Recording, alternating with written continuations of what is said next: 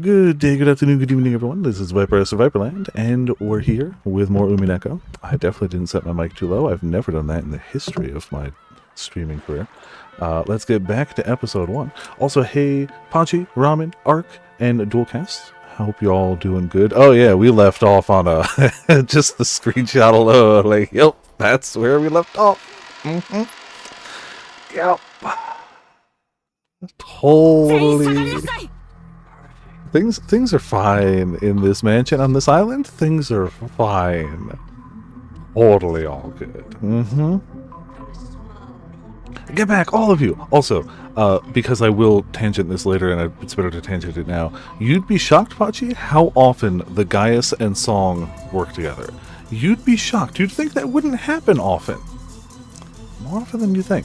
I'm not going to say every time. That would be a lie. More often than you think. Get back, all of you! Back against the wall. Oh, that is loud in my ears. Hold on a second. Okay, there. Aunt Natsui was pointing the rifle at Genji and the others, bellowing at them. Genji-san was overpowered, his face looking like he didn't have a clue what was going on. There should be strong request tomorrow, because I think Ponce and I are doing more Path of Exile, so should be strong request tomorrow. Of course, I felt the same. But a few moments late, I reached the same conclusion Aunt Natsui had. I feel like we didn't do song requests for a long time, now we're shotgunning a ton of them, and then we probably will pause again for a bit just because I keep playing games that don't necessarily fit song requests per se. Until, like, it would be criminal to do song requests on Umineko night. You can't do that, but PoE does, yeah, PoE New Seasons work for that. Yeah. Oh, yep, sure, I forget too. Also, hot damn Sore. Ooh, that's a powerful message. Also, how's it going, Sora? Welcome to Viperland in the chat. Congrats on your 9 months jail sentence. I don't know how much of that's going to read, because it hits a character limit, but... Is it going to read any of it? For whom do you left finger fight? Pouting cat, double exclamation mark, clenched fist. HMPH anger look of triumph. How very okay sign glib speaking head. And do you left finger sparkling heart believe folded hands medium skin tone in Eorzea? That's as far as I got. That was pretty good. You know, I thought that was going to be worse than it was. That was entertaining. I feel like if it was the whole speech, the bit would get old about halfway through. But, you know, for where it was, not bad. Not bad at all. But I'll say, Sor, how you doing? Welcome to Viperland in the chat. Till just a few seconds ago, there had been no letter like this on the table. And nobody entered this room. That means someone among us placed it there during the few seconds when everyone was looking away, preoccupied with the portrait. Battle-kun, open that envelope and read what's inside. It just says, got your nose, and they turn around and Beatrice is just sitting there like, ah! I picked it up. It was still sealed with wax. Climbing way higher, 120? Someone. Among us. Even without disturbing its contents, I realized that this was an as-yet unopened envelope, an unknown envelope. Without relying on a paper knife, I tore it open and pulled out the letter inside. Also, good luck fishing. I mean, you caught a record fish with the resubscription, who knows what you get here. The contents were as follows. Are you enjoying the riddle of Kinzo-sama's epitaph? Oh, you got a new record-sized Goro Majima. He's gotten bigger since the last time he was caught. I don't know how that works, but cool. Congrats. As you are all probably aware, you have very little time remaining. Please, abandon any naive hopes of escaping after the storm passes. He's eating his veggies. Catch and release. I mean, it has to be. This game can only end with my victory or yours. When time runs out, I will win by default. Man, it must be on the side that just, like, win by doing nothing. You know, that Luigi gif of him on the ball, just, you know, just gonna win. There will be no ties. Make sure that you do not misunderstand your current situation. That's what it says. It isn't clear who put this letter there. However, I have been able to narrow down the list of suspects. How? It's you all! I guess that's narrowing it down, sure. Madam, that's just too horrible. just before I moved towards the portrait, I set a can of food down here. At that time, there definitely wasn't anything as strange as this letter here. And at that time, Jessica, George-kun, and Battler-kun were already in front of the portrait. And they didn't leave the spot in front of the portrait until the letter appeared. I forgot to move the mouse out of there, my bad. So the person who set the letter down is one of you four.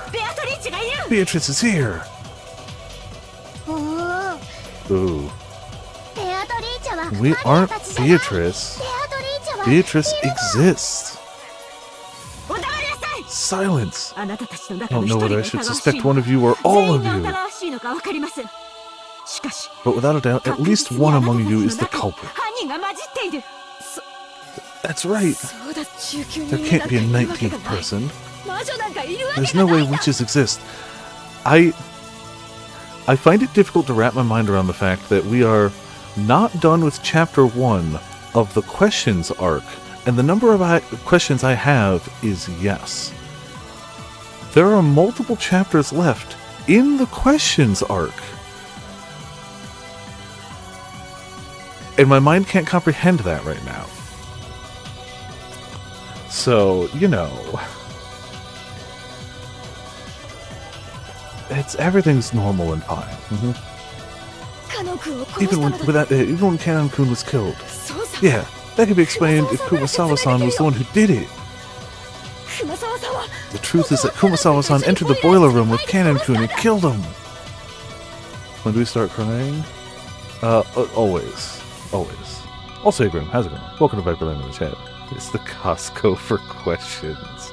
Well, I guess we start crying when they cry, right? Obviously.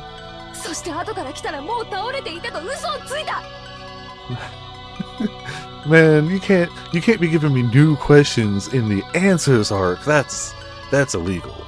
That's illegal. And then she lied, saying he had already fallen when she got there. You're making a mistake, milady. Why would I do something like that? I don't have the slightest idea how my parents were killed in that closed room. No, I know I'll get there in like a year's time, and I will be there like, how are we almost done with this? And there's still questions. Like, don't worry, I'll be there. I definitely. But when they were killed, everyone except for the servants had an alibi. The only ones who didn't were the servants. But does that really mean it's okay to suspect them? Yes, now that you mention it, they have no alibi for any of the cases. Ugh. Could we really be so quick to make that judgment? But this time, in this room, in this place, in this moment, in this minimally small bit of time and space, it's obvious. Only one of the four of them could have set the letter there in our blind spot. We can't tell who put it there, but it's obvious that one of the four did it. Natsumi-san, please calm yourself. A lot has happened today. I understand how much strain is on your mind right now. Dr. Nanjo, it truly pains me to call you suspicious. However, you are father's personal doctor and his closest friend. You have been by his side for many years, and you might even know about Beatrice. Could you be hiding some kind of old obligation? Of course not. Calm yourself. System 0. Okay. He's a good one. Look, it's not like any of the music's been bad. I don't know why I just remembered. I remember because I'm thirsty. But I went to round 1 today, and at the mall, we got crepes afterwards, which we do sometimes. I don't always do it because they're a little pricey, but they're very tasty. I've been in a big mango mood all day, so I got a mango crepe, but I also got we were looking for drinks there. Usually we go to the bubble tea place, but it's like we're already at the crepe place. What do they got? They had a mango coconut slush, and my god, that hit everything I needed it to hit. The crepe was fine. The crepe was exactly as advertised, and it was tasty. But compared to the slush, holy mother of pearl, that slush was great. I think I'm getting that like every time I go back there. It was exactly what I wanted, and mango coconut just happens to be one of those combos that's just like, you know, it's just good. The crepe was great, don't get me wrong. It was a mango raspberry, and they had these little like chocolate crunchies in it, and some like thin shavings of almonds, like thin enough that like it wasn't like hard to crunch or anything. It was still really good. However, the slush blew it away from me. Yeah, neither have I, and we were looking for bubble tea there to see how it compared to the other bubble tea place, and ended up not getting bubble tea. But, like, man, it was so good. Like, the fact that it's hours later and I'm still sitting here like, damn, that slush was good. Because it had actual, like, coconut and mango bits in it. The slush was fine. If they had made that as a drink, like, with coconut milk and mango juice, it would have been as good. The slush was not the part of it that was the selling point, but they only had that as a slush, and it had everything I wanted it to, and the slush didn't detract from it, so. See, it's possible to do bubble tea without the bubbles. The one I normally get at bubble tea places is the brown sugar milk tea. I like the bubbles, but there are times I don't want the bubbles. The bubbles, to me, I like, but they inherently slow down your rate of drinking, so if I'm, like, thirsty and want to hydrate, don't get the bubbles. Don't like tea to begin with. Oh, that's fair. I do like tea to begin with. But there's also many types of, like, bubble tea that are more milk-based and less tea-based. You can get, like, fruits and whatnot, but, you know. Boba tea? It started as just a thing I did with friends, and now it's just like a thing I do with friends and also enjoy. I don't know if I could tell you the appeal of it as a drink, but whenever I have bubble tea, even if I'm not having it with friends, I think to, like, since it's mostly when I have it, I tend to just be like, oh yeah, it's that drink I have with friends, that's awesome. You know. The presentation doesn't hurt, not going to dispute that. But also the brown sugar milk tea is also really good. But I also already like tea. Like, I'll just straight make, like, green or black tea, no honey, no sugar, and just drink it.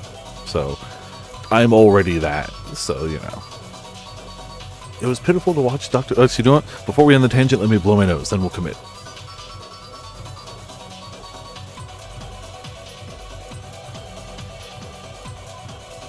There we go. I figured before having to read like 5 lines and blow my nose anyway, we'd just commit. It was pitiful to watch Dr. Nanjo frantically pleading his innocence. It was probably a normal reaction that anyone would give if they were suspected. I can't wait to upload these archives and have, like, half of these episodes always end up being tangents. Excuse me. Kumasama was the same.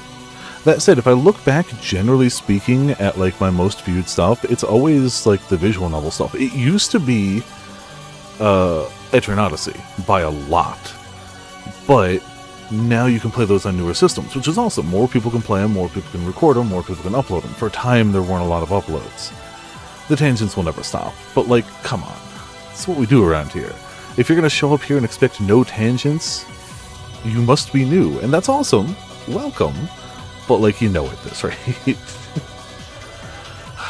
Look, I mean, you're not wrong, Sora, but that doesn't mean people aren't still looking for it. There's just bigger, better presented versions of it out there. Which is fine. Like, nothing wrong with that. But I get why people wouldn't go to my videos for that. I understand. Ever since Jessica voiced her suspicion of Kumasawa murdering Kainen, Kumasawa had been totally flustered. Yeah, you know, somebody would say, hey, you killed someone. I'd be flustered. Also, I mean, look, Galeria and Refrain do not scratch the same itch totally. They do overlap a bit, for sure. But you should still play those games. Yeah. So peak. Oh, it's during any visual novel. Like tangents during any game, but visual novels get it extra hard. Historically, that's just how it goes around here. Don't play them back to back. Oh no, because that's like 300 hours of game. Not quite 300. 250? That's like 250 hours of game. Most of it depression. Not most of it, but enough of it. Yeah. That's why Genji's still calm appearance looks so bold. Aunt Natsui pointed the barrel of the gun. Genji. Yes, also, I love Galeria for what it is. But goddamn, I understand why the majority of people will not roll credits on Galeria. Way more than Refrain. I think that is a shame, but I understand. When people are when people are like, oh man, I played Nier Automata and I stopped at the first credits. Bro, what? No, come on. You can do... When people are like, oh, I tried Refrain and I made it like 60 hours in, but I couldn't keep going. I'm like, yeah, no, that checks out. That's fine. I understand. Okay. I have a friend who's a dear friend, and they're a very good person. And it's just, I wanted to talk about Nier, and they're like, yeah, I played Nier. Up to the first credits, and it's like... And they knew there was more, but that was just where they wanted to end. And I'd still rather somebody end when they were done with something than try to force it. But it's a shame. Because if somebody tries to force it, they're inherently not going to enjoy it anyway. So it's better if that's where you're done, that's where you're done. That is the better choice. Go with it. But it's a shame. It's just a shame. Genji, you were grandfather's #1 subordinate. And did prematurely too? Yeah, I understand, but I think if there is any amount of being able to push through it, you should try. Because the end result is so worth it. But if there's no pushing through it, there's no pushing through it. Also, if here, how's it going? Welcome to Viperland in the chat. Shotgun Roulette, yeah. Didn't even hit credits. Jeez, and you really burnt out on side quests, which, that's fair. That's fair. We started from 0. Smart, yeah. Oh, man, Okay, we're already tangenting, so screw it, lean into it. I tried to get Calico and Afro to play through it. They died to the first Angel fight, which is very doable. That fight hits hard, I understand. No shame on dying to that fight. At all. No judgment. But there's no save point up to that fight. So if you die in that fight, you have to start the prologue over. And I get that that's frustrating. Correct, there is no save before the Angel fight. The first save you get is after that fight in the bunker.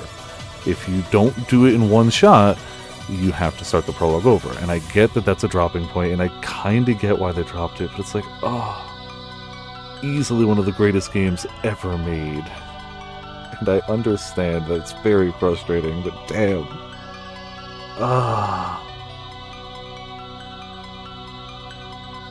Yeah, it's a choice and a half. It fits the theming of the game to have save points and not autosaves. And it makes sense why there's none before that fight in universe. But from a game design perspective, yes, that is a choice. Especially because that's not an easy fight. I have come close to dying on that and have died on that more than once. So, you know. It's just like... If you could just get past that one hurdle, you have such good ahead of you. We tend to do lately, like, I'll play a game to show them over the summer. Last year it was Alan Wake. I think this year they want Control, which makes a lot of sense. Especially coming off of Alan Wake with Control 2 coming out. But man, what I wouldn't give to either show them Expedition 33 or Nier Automata. What I wouldn't give. But I understand Control, and I'm not mad about Control. Control is phenomenal. And if they actively want to experience that game, who am I to be like, no, let's do something else? Like, that's fine. That hurts, Ramen. That actually physically hurts. Okay, this will be the last game we talk about on the tangent, and then we're actually going to get back to this. Speaking of visual styles, we were at the Lego store today, and they have a Sega Genesis Lego, like the console with a like Sonic cartridge in it. And we were talking about old Sega games. We were talking about Comic Zone. And speaking of games with art style, hot damn Comic Zone. To this day, I don't know, most games haven't replicated that comic style that accurately. But man, imagine not liking Okami's art style. Ever just hear a sentence and be like, I don't know if I get along with that person. Look, to each their own, and everyone's opinions is their own. If you don't like it, cool. Some people, highly stylized things aren't for them. I can't wrap my mind around it, but I don't think it makes them a bad person. I don't understand. I do not understand. That's fair. There is no BL in Okami, so... Again, like, cool. I don't understand that point of view, but there's lots of point of views I don't understand. Even as was being talked about in Discord earlier, like, you know, I have trans friends, I have ace friends, I have gay, lesbian, bisexual friends. I don't understand it, but I accept that that's how they are. But as somebody who's a straight white guy, I don't understand it. My mind doesn't work that way, but I get that theirs does. And cool. Just because I don't understand something don't mean it's bad, but I don't understand how somebody can not like the art of a copy. Yeah. No, like, I want to say something like that here, but, like, no, it's fine. It's just during Pride Month.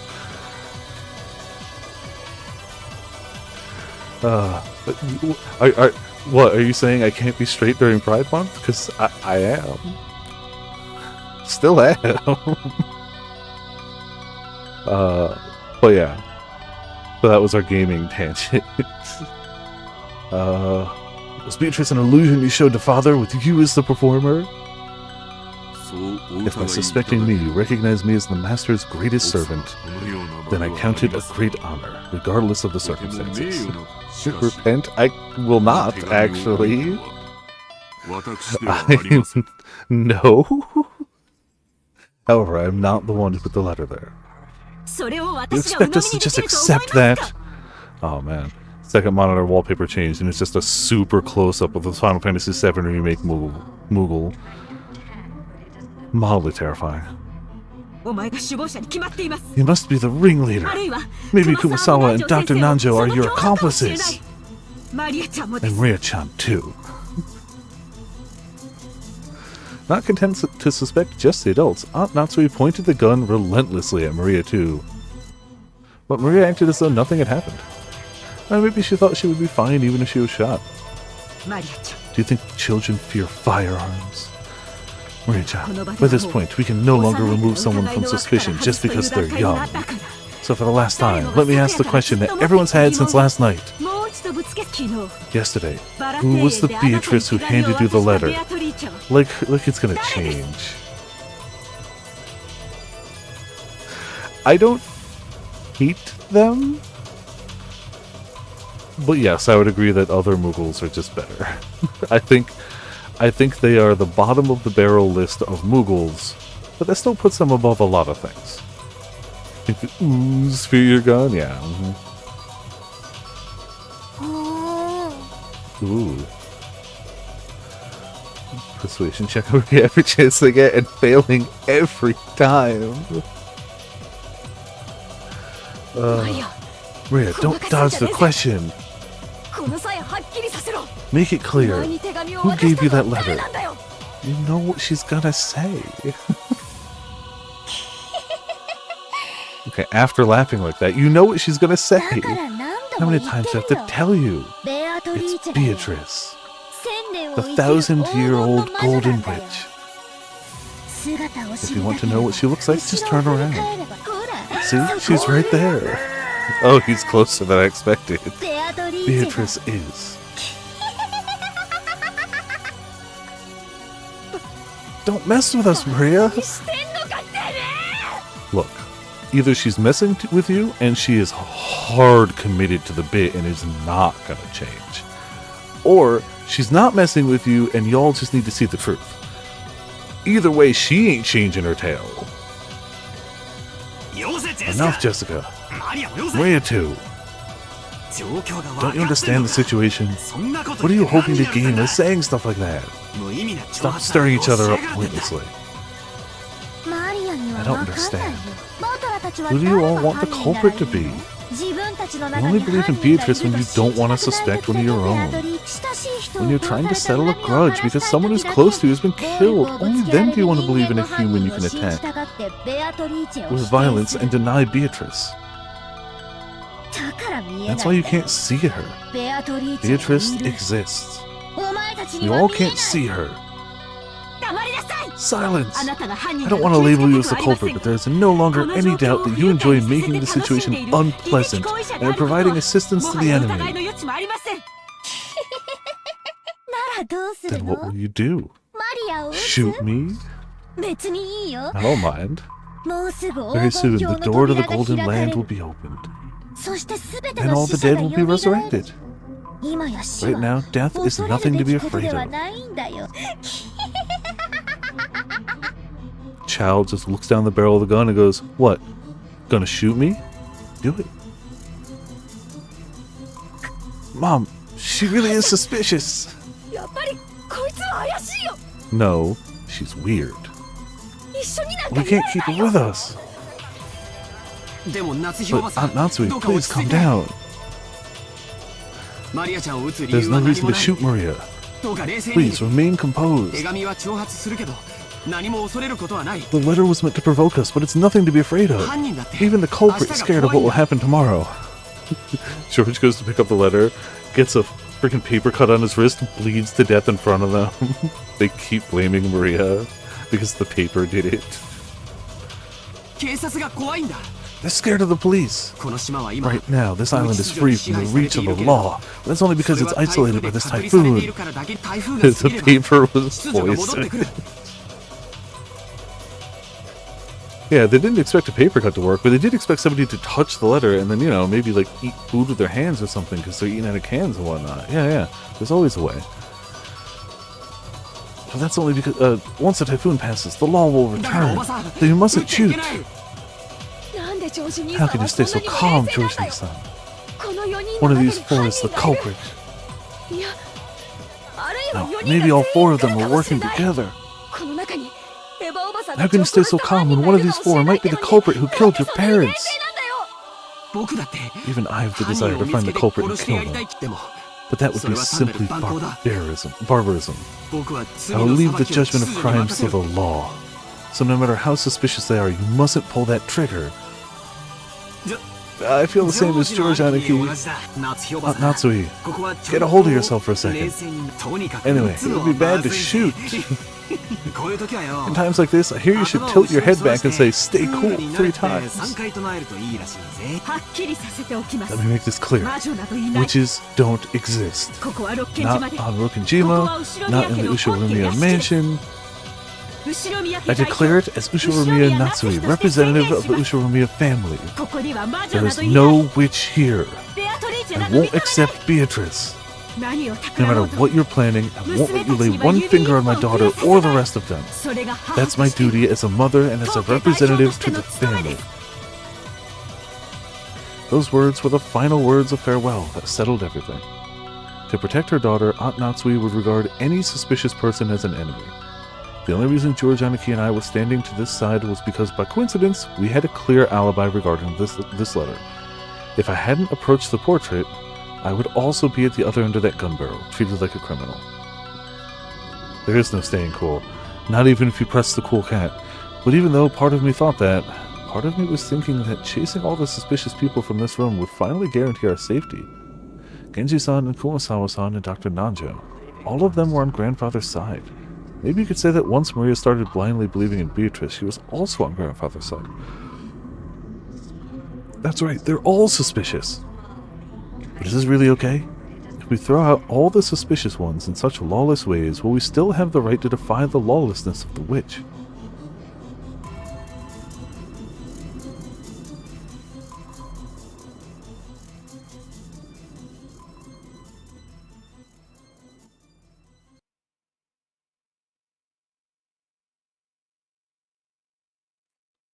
Okay, calm down a little. Aunt Natsui didn't tell them to leave with her own words, but with wordless pressure, she induced them to say that themselves. Because if Dr. Nanjo didn't say those words, this cold silence would surely continue forever. Calm yourself, Natsui-san. Still, I understand your feelings well. I myself feel like there's something wrong with my head after all these strange repeated incidents.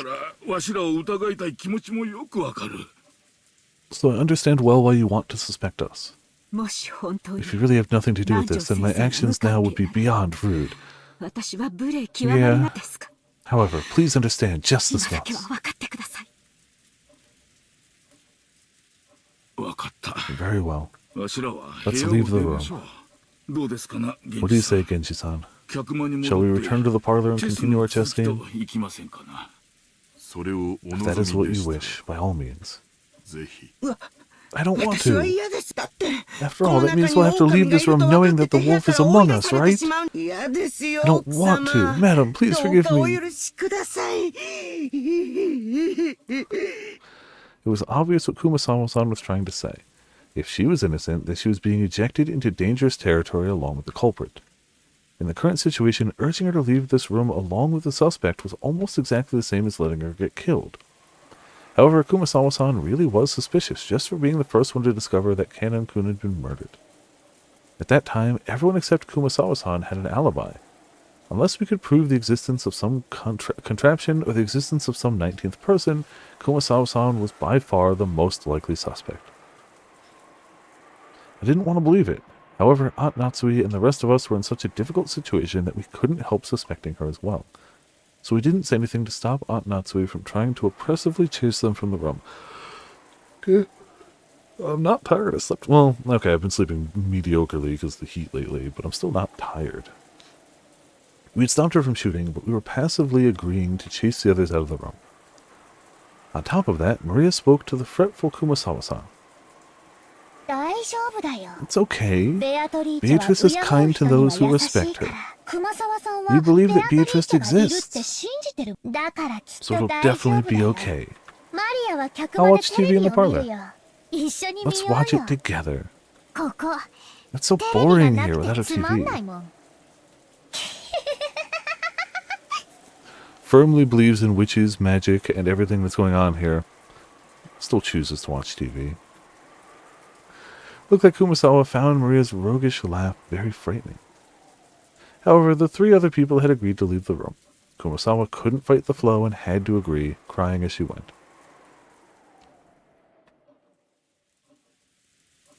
Well then, Natsui-san. Nothing as hype as Power Rangers? I mean, Power Rangers is hype. I really should watch, like, considering I only saw very early Power Rangers stuff, I should at least dabble and see what came after at one point. Maybe not watch all of it, that's a lot, but at least, you know, pop it into various bits and be like, oh, that was cool. Well then, Natsui-san, that will be all for tonight. Let us meet again tomorrow. There was so much after I stopped watching. Yes, please understand, at least for tonight. Or I could do the logical thing and just watch some of the shows that it was based on. You know, some actual Sentai shows. You know. I did see the Red Ranger in Another World. No, I didn't see that. Sorry, I saw the Go-Go Losing Rangers, which was also very good. I did not see Red Ranger in Another World. I heard good things, though. Not just from you, but also from you. Yes, please understand, at least for tonight. When the police come, all of us will surely apologize for our rudeness. You may play chess, but do it in a safe place if you can. Genji, I leave them in your hands. Certainly. Sometimes you just gotta laugh. Can't be helped, can it? They always say that the most frightening bears are those with their children. Also, even if you don't watch Go-Go Losing Ranger, the opening and ending songs are massive bops. And I should request them tomorrow in Song Request. They're very good. Genji, Kumasawa, my sincere apologies. Let us meet again tomorrow. Maria-chan, too. Please forgive your cold aunt. Well, you should watch it, yes. Ooh. Maria agrees. I forgive you. Excuse me. Ooh. Madam, the keys to this room. I will hand both over to you. Genji-san pulled 2 golden keys from his pocket and handed them to Aunt Natsui. They will also hand over my bundle of keys to the inside of the mansion. He took out a bundle of keys, of about 10 keys of various shapes, and handed it over. To the servants, those keys were probably proof of their position. Being placed in charge of those keys meant that they were trusted, relied upon. When they were forced to return them, it meant that they had lost their trust. Thinking about it this way, to Genji-san, who had worked here for a span of many years, there could be no greater shame. However, Genji-san's usual indifferent expression remained on his face. I had planned that, after father passed away, I would reward you for your many years of hard work and allow you to retire. To treat you like this makes me feel ashamed from the bottom of my heart. I've already received the master's favor. Everything I have done until today has been in repayment for that. Please do not worry over it. Well then, shall we, everyone? Good night to you all. Ooh. Good night. Good night to you too, Battler. Ooh. Maria. ちょっと待て。 Wait a sec. Knowledge of guilt made me call Maria back. I groped around in my pocket and took out that scorpion keychain. This repels magic, right? 身につけとけ。 Wear it. Ooh. Didn't you say you dropped it? あんときゃ。 Back then, I got ticked off and just bluffed that I lost な it. くしお前の大切 There's な no way 思 I'd いを lose the precious charm you gave な me. くすわけねえだろ。 Maria silently took the charm. I was unable to say anything after that.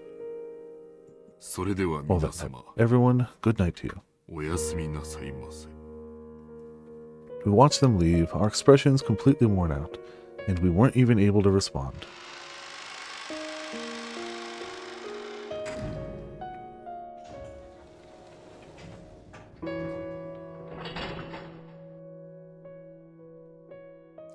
Until the door closed and we heard the auto lock, we were unable to breathe. Then we were finally allowed to take a breath. After that, I noticed that Beatrice's letter, which I had been gripping the whole time and which was soaked with my sweat, actually had 2 sheets. The paper had been tightly stuck together, so I'd mistakenly thought that there was only one. There were no characters on the second sheet. Ah, just the Triforce. The thing drawn there was a magic circle, written with red ink like blood. Just like how every magic circle up until then had been different, this magic circle was one I'd never laid eyes on before. Inside the circle, a large triangle and a small triangle were fit together in a simple design. But just as before, there was writing in Hebrew and it seemed clear that it held some kind of meaning. I wanted to know what that could be, but we had just chased Maria, the only person who could understand the meaning of magic circles, out of the room. I thought of this magic circle as Beatrice's second message. What does this magic circle mean? Damn it. After chasing out all the suspicious people, all we had to do was stay barricaded here until morning and everything would probably be over. Definitely. It was a smash invite after all, absolutely. Once the typhoon had passed, when the seagulls cry, will everything be resolved? But the letter, which had unexpectedly appeared in the study, forced us to reject that naivete. It had made it very clear that if time ran out, it would mean the witch's victory. When time runs out, is the witch planning to take on the offense? This time, is she planning to display some fearful magic power? Maybe something that could have been used to kill 6 adults at once? Or kill 6 billion demons? Wait, when is time supposed to run out anyway? I don't know. Anything. With this, we should finally be safe. Finally. Definitely. Even as she said that, Aunt Natsui couldn't stop gripping that rifle. There was no release in the tension of her expression. Of course, none of us felt like breathing a sigh of relief. At least not until we could hear the cry of the seagulls once more.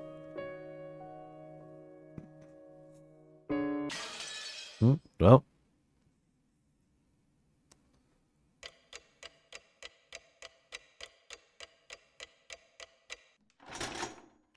Time sure do still be going.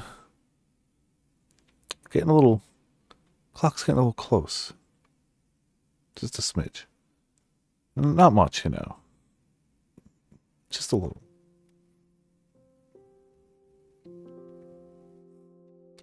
After we chased them out, nobody wanted to say anything. All of the suspicious ones had been driven away. Even though we knew there might be some innocents among them, we still did it.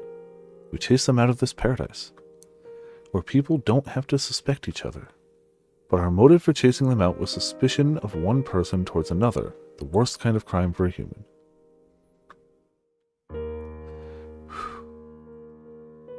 Look, I have no doubt that this is going to be a ride and a half, and I'm going to come out the other side really loving this game.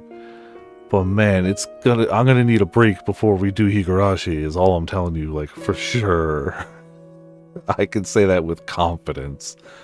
If we had accepted the existence of a 19th person, of the witch, then we all might still be talking face to face, trusting in each other. In that instant, we had agreed to chase out all of the suspicious people. But had that been the right thing to do? During this endless silence, we could do nothing but be quietly tormented by that sin. Natsui faced the door without letting go of her rifle for even an instant, sitting far back in the sofa. He would probably spend the night staring at the door without a wink of sleep. Yeah. Like, look, I have no doubt that this is going to be great, and I have no doubt that Higurashi is also very good. Do not doubt at all. Well, man, I don't know if I could back-to-back them. I don't know, man.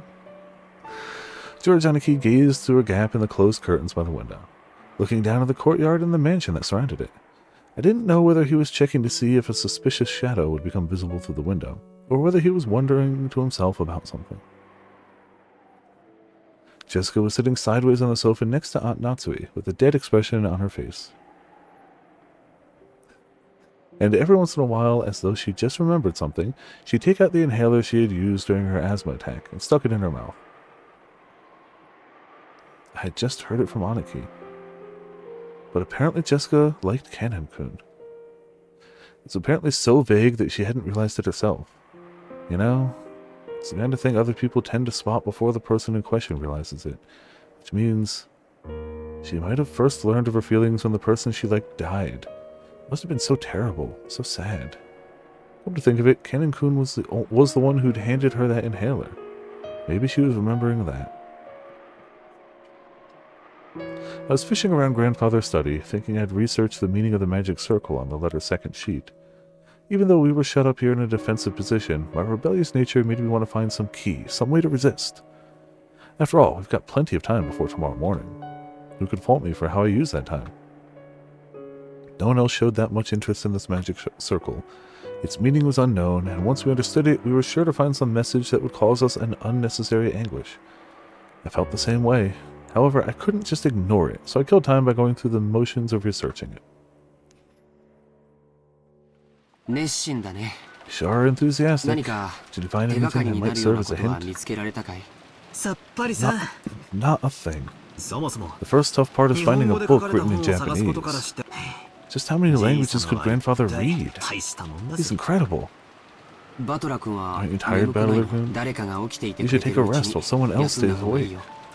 Aunt Natsui said she'd stay up all night for us, but there's no way her body can handle that. As it is, she's more migraine than woman already. We should take turns sleeping. You sleep first, Aniki. I'll keep researching till I get sleepy. I mean, that magic circle just now? Yeah. We got plenty of time to kill. I thought it'd be interesting to find out what kind of message Beatrice-sama put in it. Give it a rest. Mess around with stuff like that and you'll end up getting possessed by something weird. Don't worry. I've been certified by Maria. She said I've got no spiritual talent at all. Important. How could they possess me? I've got no spiritual talent whatsoever. It's certified loser. Spiritual loser, okay? Were we too cruel to Maria? Jessica, you mustn't think that now. But, Mom, if Maria wasn't involved and there's a culprit besides her, then she's obviously a soft target for the murder. If she's killed because of this, then we've just left her to die. The gloomy silence settled once again. It looked like Jessica regretted letting her emotions take hold of her and snapping at Maria. She's always been like that, always acting tough and regretting it later. I understand how you feel, but Maria was in close contact with the culprit.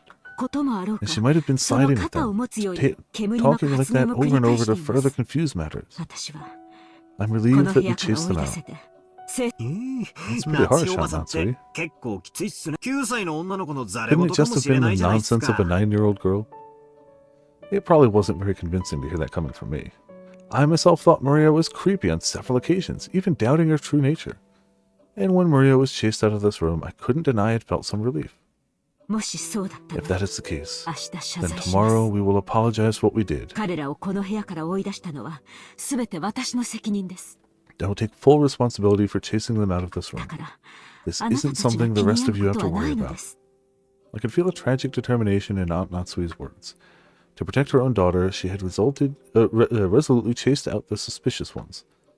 And if, as a result, she had to watch the people who had unfortunately been suspected die, so be it. She was prepared to take full responsibility. Why does Maria have to keep saying stuff like that? She's bringing about her own ruin. I think the reason Maria-chan adores witches and magic so much might be Aunt Rosa. Aunt Rosa? What does she have to do with this? Didn't you realize it too, Battler-kun? Maria-chan's real father ran off somewhere a long time ago. Although Aunt Rosa tried to confuse the issue by saying he's on a forgotten business trip, or foreign business trip. Talking about Rosa-san's family has become kind of taboo in the Ushiromiya family. I think Aunt Rosa thought about remarrying, but I also believe Maria-chan may have become her shackles and made that quite difficult. After all, she sometimes got really emotional and hit Maria-chan. I agree with you there. It looked like Aunt Rosa was trying hard to like Maria, which means that she didn't really like her. She might have thought of Maria as someone who stood in the way of her remarrying. It's a really awful way to view your child. Really awful. I think that emotional rejection from her mother must have left some deep scars in her young heart. Yeah, probably. Yeah, probably. So she learned about this occult hobby from somewhere and immersed herself in it to bury the holes in her heart. Did you know? To Maria-chan, the image of a witch isn't negative at all. Remember yesterday at the beach when she showed us her notebook? Yeah, it was full of all those fun-looking scribbles. Yesterday, when we were down by the beach, doubting the witch, Maria got all riled up and started explaining about witches. And not one of the pages had shown a picture of an ugly witch. They were all brightly colored, beautiful, cute witches who looked like they were having fun. There was absolutely nothing sinister about them, like a boy might have imagined. They were beings adorned with beautiful dresses who would grant anyone's dreams with their mysterious magic and who made everyone happy. The sorrow of not being loved by her mother, and Maria sought help from witches as beings who could give her happiness and save her. Someday, a witch would come, and using her wonderful magic would bring Maria happiness. Even though she believed that, as she grew older, she had to face reality as her fleeting dreams were sliced to ribbons one by one. If something claiming to be the witch of Rokenjima appeared in front of a girl like that, whispering that she'd take Maria to the Golden Land where Maria could be happy, now that it's come to this, I want to confess what's in my heart. Throwing out Maria-chan, no, Genji-san and the rest too, was probably the wrong thing to do, I think. It wasn't pleasant. Since Jessica had been the one to face them and slam them with words of rejection, her conscience must have been tormenting her a lot right now. And how do you all explain that letter? No one could have said it there except the 4 people standing behind us. I made sure of that with my own eyes. If those 4 are innocent, how was that letter placed in a closed room with 8 people? That's right. When you put it that way, those 4 really do seem suspicious. But it's all useless. It's all useless. See, Roland has that's that and this is this, and Battler-kun has it's all useless. Useless? What is? Right. Might not be worth anything anymore, but let me spin the chessboard around again. And spinning the chessboard, I guess, you know.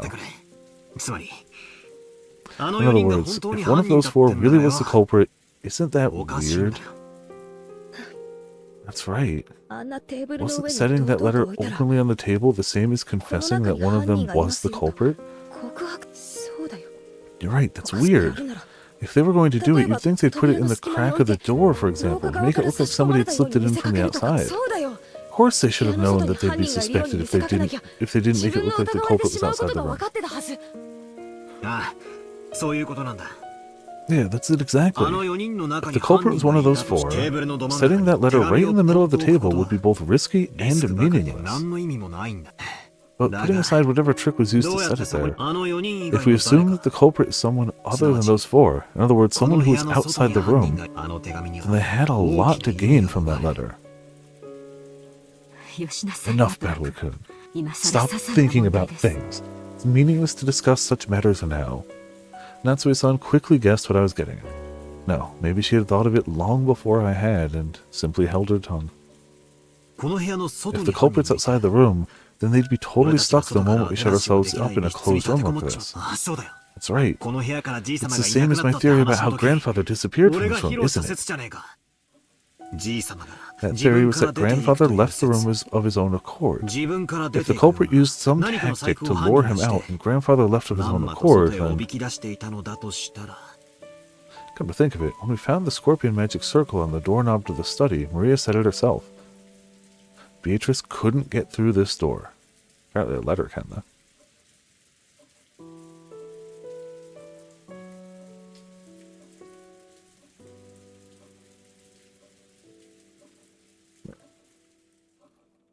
But she could induce someone to leave of their own accord, だとすると、 which would mean 私たちは we 犯 fell 人 for を the 罠に culprit's 見 trap 事はまって completely 新しい生 and 贄 sent 候 out 補 some を new 送り出し potential ちまったことになる sacrifices. ぜ。源氏たちもバカではあり Genji ま and せ the ん。 rest aren't fools. 身を守ろうと When 思 they う try な to ら protect themselves, こ they の should 部屋 find の the next 次に safest 安全な place 場所 after を this そこ room. できっと They will 見失 definitely be able to い hide ます。 themselves there. Aunt Natsui hadn't answered the question. Aunt Natsui herself had realized that if the culprit wasn't in our group back then, that letter would make sense as a trap. However, it wasn't worth the risk of calling back the people she had once thrown out. To Aunt Natsui right now, her greatest and only duty was to protect the children. Except Maria. By her thinking, in order to do that, a few sacrifices, like Maria, a child, were unavoidable. なあ Hey, Aunt 夏 Natsui, 日きついこと聞 let く me ぜ say something a little harsh, okay? もしあの At 時 that time, what if, たまたまジェシカ by がおば coincidence, さんの後 Jessica ろにい had たなら also been standing behind you? おばさんはこの部 Would you 屋 have から chased Jessica from ジ the ェシカ room も追い too? 出してたかい確かに残 It's 酷 true な that と a ころが lot あ of ったか brutal もし things れ had ない have happened. でも But as a mother, 夏代おばさん you は母 thought と you し should て protect your daughter no 娘 matter を what. その責務 Because of から that duty, you chased them 自分 out が even 館 though が you 糾弾 knew される that こ you'd とを覚悟 eventually be で held responsible for 彼 it. らを追放したんだ She might have a clock in that handbag. Ah, that would be... If we end up with a CG art of Maria just... then peak fiction might be achieved. I'm just saying. It would be an amazing CG. I mean, the Natsuhi one is already pretty damn powerful. But if it was Maria? Too strong.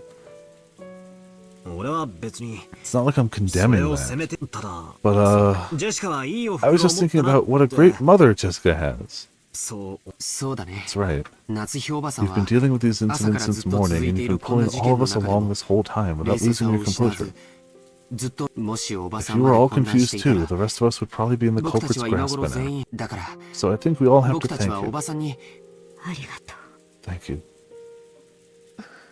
う。バトラたちの言 So, いたいことは what you two are trying to say マリアの is 母 that で you も want あ her る to らし act い。 as Maria's mother too? 私、 I マリアのことを always thought of Maria as a real little 実 sister の and 妹 adored みた her. いだと。なのに、 And yet, いろんな a こ few とが things happened. We got a little ひ confused. どいことをたく I さん said a lot of 言 mean って傷 things つけ to てしま her, った。 hurting her. 母さん、 Mom, お願いだよ。 please, マリアも、 let's stay together with Maria. うん、 No, みんなも everyone. 私たちの中に There was no... 犯人なんていなかったんだよ。 culprit among us. この事件 The の犯 culprit 人 in は this case is 魔女の the ベ witch アトリーチ Beatrice, でいいじゃ okay? ないか。 So, let's stop suspecting each other. Aunt Natsui closed her eyes for a short while. Was she coping with her throbbing headache again, or was she thinking of something? ジェシカは You are 主人と結 my 婚して precious daughter, the one I finally received a whole 12 years after I married my husband. 私は 5 knives in her Jessica, bag, Mama, yeah. どのよう I な would 法 become に the でもな worst りま kind す of demon to protect you. That was some pretty strong language at the end there. She realized very well that her words were an idealized view of what a mother should be. But even so, she was strongly resolved to protect her daughter, even if she had to become a demon. But that was her guilty conscience tormenting her. Today's been so long. So many things have happened in one day, and we've been driven into a corner so thoroughly. I wonder if we have the right to greet tomorrow the way we are now. There it is. I found it. この魔法陣だ。 Excuse me, it's this magic circle. Inside the book I'd been flipping through, I'd found the same magic circle that had been drawn on the second sheet of the letter. George Eneke peered at it as well.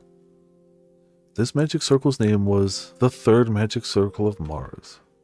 The Hebrew written on it was from Psalms 77 verse 13 of the Old Testament. What God is so great as our God? The meaning of the magic circle was discord. It's a good way to keep in touch with people. Have servers based around, different topics and whatnot. Agitate internal divisions and cause the enemy to bring about their own downfall. Yeah, that letter definitely sowed discord. Also true, it does preside in society. Wait a sec. Seriously? Could there be a more fitting way to describe our current situation and mental state? We couldn't help but be stunned into silence. So, this letter was a trap? How did they place it here? There wasn't anyone in this room except for the 8 of us, right? とにかく Anyway, let's ignore how they got in here for now. とにか The く culprit was after just one thing. They wanted to spread the seeds of doubt inside this impregnable room and use it to 生 throw the 贄の羊 sacrificial を俺 sheep たちの out. 手で外へ放り出させることだとしたら In that case, they're after the 狙いは people who went out of the room. 外へ出された人だ Mom, what should we do? あの4人が危ない。 Those 4 are in danger. It wasn't surprising that Aunt Natsui remained unpleasantly silent. Even if this was all a trap by the culprit, even if the 4 who had been chased out of the room were in danger, it had nothing to do with the safety of the 4 people in here. There was no way to prove the innocence of the 4 people we chased out. If we're willing to let them die, then we shouldn't leave this room no matter what. That way is safest. By that time, suddenly, the piercing sound of a phone rang through the room. It was the antique extension phone set on the table in Grandfather's study. It had rung right after we started talking about the letter being a trap. It was natural we'd think of it as an SOS from the ones we chased out. But then Aunt Natsui spoke. Why a どう phone して電話 call? が故障してい The て phone 使 should え be ないはず broken なの down and unusable. I thought it was outside lines were. Was I mistaken and it was internal lines too? Like, I thought they could... No, they couldn't call a room, right? That was the thing. They couldn't call a room, and then they also found out that they also couldn't call out. So, yeah, it should be just straight down. Yeah, because they couldn't call the guest house. Yeah, okay. So, yeah, no, that's mildly not good. そんなことは That 関 doesn't 係ないぞ matter. If that's Maria calling for help, そもそも if the problem with the 電話の phones 不 was 正 the が culprit's 犯人の work in the 工作 first によるもの place, この電話 then this call is おそらく probably. With that one sentence, the ring of the phone, which had once sounded like a scream for help, now started to sound like a ghastly lure from some unknown person. Call's coming from inside the house. Yeah, but that shouldn't be working either. Domino's is gonna be late. Shame. Aunt Natsui hesitated over whether to pick up the receiver. Let's pick it up, Aunt トロ Natsui. おばさん何かの理由 The で phones might 電 have 話 been が回 fixed for 復し some たのか reason. もマリアちゃんた It ちか could ら still の be an 緊 urgent 急 call の電話 from の可 Maria 能性 Chan も and あ the る rest. そうだぜ That's right. それに万 And if it 一 actually is a call from the 犯人から culprit, の bring 電 it 話だった on. ら話を Why don't we 聞い listen て to やろう what じゃ they've ねえ got か to say? それにどう It's せ just a 電話 phone だ call. No matter what they babble through the receiver, it's not like it's gonna hurt you. If this game has proven anything so far, is that words absolutely can hurt you. Like, yes, words can make this worse. Absolutely. But, it's, おばさんが取らな if い you don't pick it up, 俺が取る then ぜ I will. 私が取りま I す will take it. もしもし Hello? I stretched out my hand to take the receiver, but Aunt Natsui grabbed it before I could reach. We all held our breath, trying to figure out who the person on the other end of the phone was. But for a while, Aunt Natsui kept saying, "Hello?" A silent phone call. There's no way Maria and the others would do something so creepy. Which means, could this phone call possibly really be? Natsui stopped repeating hello and strained her ears, because she thought she heard something far away in the other end of the receiver. What was that?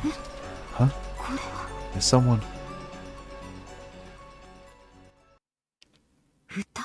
singing? 歌って What do you mean singing? 何ですかおばさん。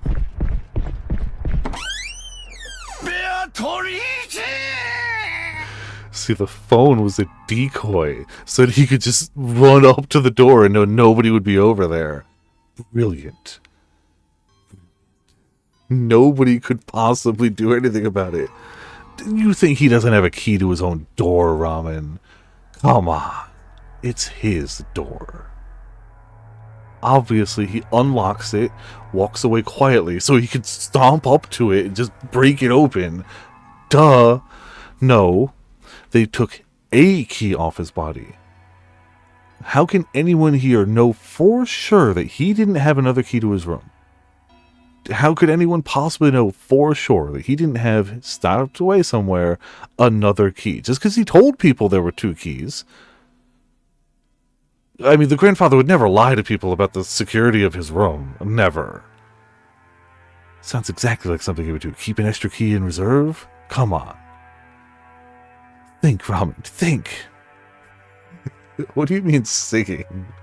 わかりません。 Oh no. 電話の向こうで Faintly, か from す the か other end of the phone, I can hear someone singing. 誰かが歌何のこと I や wonder what it could be. Okay, we're gonna go on a quick gaming tangent again. I've been playing around on Guild Wars 2 again, and one thing that I never noticed when I was playing it that really strikes me going through it again, there is so much ambient voiced dialogue.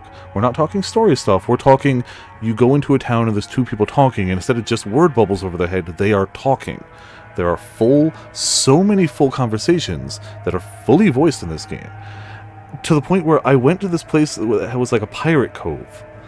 And there was one pirate talking to another pirate, and he starts singing a pirate version of the Modern Major General. I don't know if you've heard that song before. It's from an old-ass play that I've never seen. I don't know why I know the song. But it was fully voiced and sung. It wasn't just a pirate version of the Modern Major General. It was fully voiced. The whole thing. And it wasn't just like the intro. It was the whole thing. And I was just like, damn. Really? And this is just base game. I haven't even hit any of the expansions or anything. This was just the stuff that shipped at launch. And like, I never noticed it when I was playing it, but it is so voiced that it's kind of crazy. In a good way, but still crazy. There's just so much voiced dialogue that's just ambient. Like, you expect it in MSQ, cool, and it is there too, and they got a lot of, like, fairly big name people, but when it's just random schmucks in the background of a tavern, who would voice that? Guild Wars 2 would voice that, apparently, and it's really been noticeable now that I've been looking for it. So yeah, that was my other gaming tangent. Cool. I wonder what it could be. Give it here for a sec. もしもし Hello? I half forced the receiver from the stunned Aunt Natsui's hand and pressed it against my ear. At first I didn't hear anything, but because I had been told about it beforehand, I noticed. It sounded far away from the receiver, rather than someone speaking in a quiet voice. And it sounded like a girl singing a song. That voice did sound like Maria's, but that just made the situation even more inexplicable. At the very least, the one who had made the phone call hadn't been Maria. After all, Maria was singing some song far away from the receiver. In that case, the one who made the phone call should have been Genji-san, Kumasawa-san, or Dr. Nanjo. And yet they weren't saying anything. Why? For what reason? The person who made this phone call, who was it? おい Hey! もしもし Hello? 誰だ返事 Who を is し it? ろ Answer me! 歌ってるのは Is that マリア Maria だ singing? 返事をしてくれ Answer me! What's happening? 何が起こってんだよ。 But dialed them while singing some Magic Girl theme song. Yeah, of course. Duh. It's the only logical explanation. It's totally, like... Have they shown one of the phones? Because I absolutely imagine every phone in this house to be a rotary phone, but I don't remember if they've literally shown them. Or if I'm just assuming that because of the ornamentation of the mansion. But I'm totally assuming that they're rotary phones. Okay. So they might not be. Not that it would be easy to butt dial anything, but you can't butt dial a rotary phone. I mean, I guess you can, but like, you'd have to work for it. Like, you'd have to work for it. But I guess technically it's possible.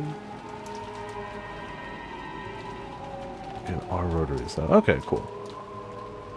Yeah, like, it makes sense time-wise. It makes sense to fit the rest of the decor of the mansion. What's happening? What is it? Well, no.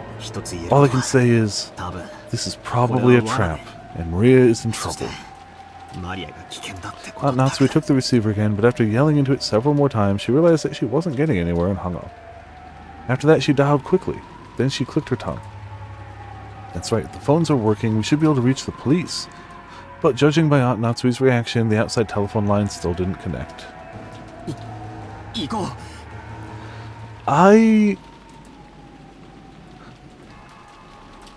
I don't think I've ever actually used a rotary phone, but I've seen them before. Like, my grandparents used to have a rotary phone that was changed to be a lamp. So, like, when you took the thing off the receiver, the lamp lit on, and when you put it back on the receiver, the lamp went off. But you still could, like, I've technically done the rotary thing, and I had toys that were like rotary phones, but I don't think I've ever actually dialed someone on a rotary phone, because by the time I was old enough to make a phone call, we had a touch phone. So, I have interacted with them, but I have never used a rotary phone to dial another number to talk with someone. So, let's go. Even if we know it might be a trap, we have to go. Yeah, definitely. Jessica, Aunt Natsui, stay here. When Aniki and I tried to dash out, Aunt Natsui stopped us. Hold it. I cannot let you go alone. I will go too. Jessica, wait here. What? So I'll be the only one left out? Nice try, but I'm going too. Yeah, it might be better that way. Like, even if, like... But not for actual phone call reasons. Yeah, basically where I'm at. Ramen's only known smartphones. I think bringing her is the right call.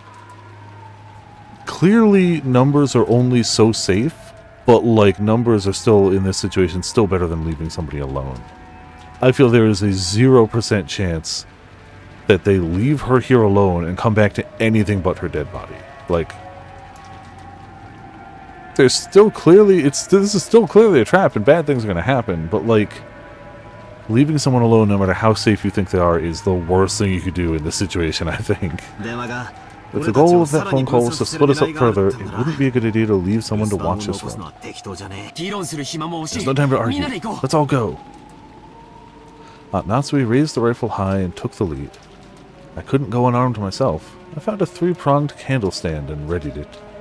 Although the pins on it used to fit candles were short, it was almost like a 3-pronged spear. Look, at this rate, some form of defense is better than nothing.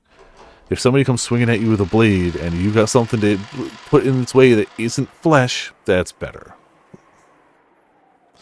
Then the 4 of us left the study. We left the study, which should have been the safest place inside the mansion. By doing this, we had been lured out, even though we had barricaded ourselves in a safe, closed room. Perhaps we were doing exactly the same thing Grandfather had done when he disappeared from that room. Maria, where are you? Answer me! I listened closely, but didn't hear anything. The mansion was vast, and since the passing typhoon was making its last stand, the sound of the rain was even noisier than before. Maria-chan said she wanted to watch TV in the parlor, right? Let's try going downstairs. That's right. Let's try there. Everyone, be mindful of your surroundings. Yeah. With Aunt Natsui in the center, her rifle readied and her finger on the trigger, we moved in a group, our backs together, checking our surroundings in all directions. I'm calling it now. I don't think that rifle's loaded. I think it's a bluff. I don't think the rifle's loaded. It was just as though the magic of that magic circle designed to spread discord had worked. We had split up and furthermore had been dragged out into the dangerous territory. In other words, even now we were doing just what the culprit wanted us to do. This was a separate world where it wouldn't be odd for anything to suddenly occur. Aunt Natsui nervously pointed the barrel of the gun at every dark spot and shadow. Felt like that motion was out of fear rather than caution. But the rifle she held in her hand should have been a trump card that the culprit feared. You know, I've been thinking, it wouldn't be impossible to stick one of those ice picks into someone's chest like in Kaneku's case. But splitting the skull and sticking them into the forehead like in my parents' case wouldn't be that easy. You think the culprit had that kind of animal strength?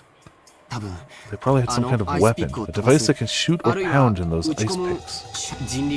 That handle was too short to be driven in that deeply by human strength alone.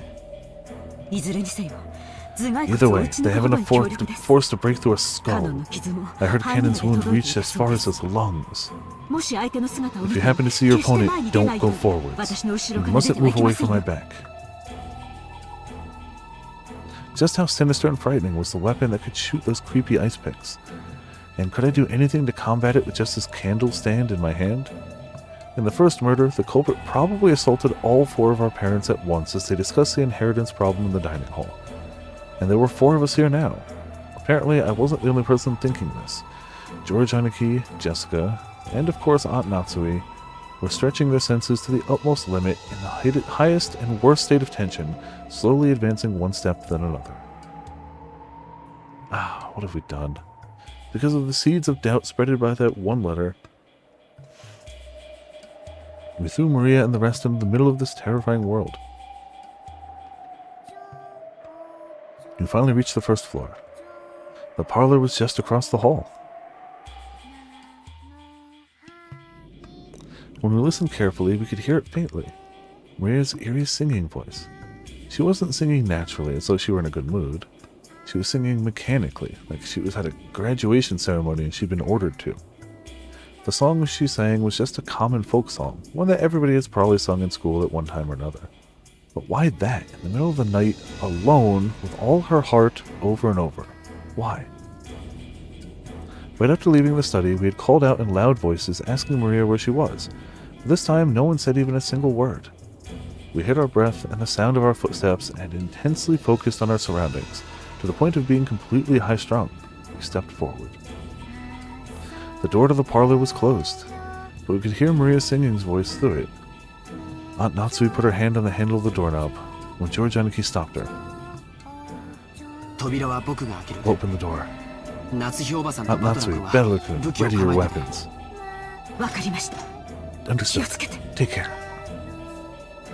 They might attack as soon as we open it. George, Nissan, watch yourself. Sure.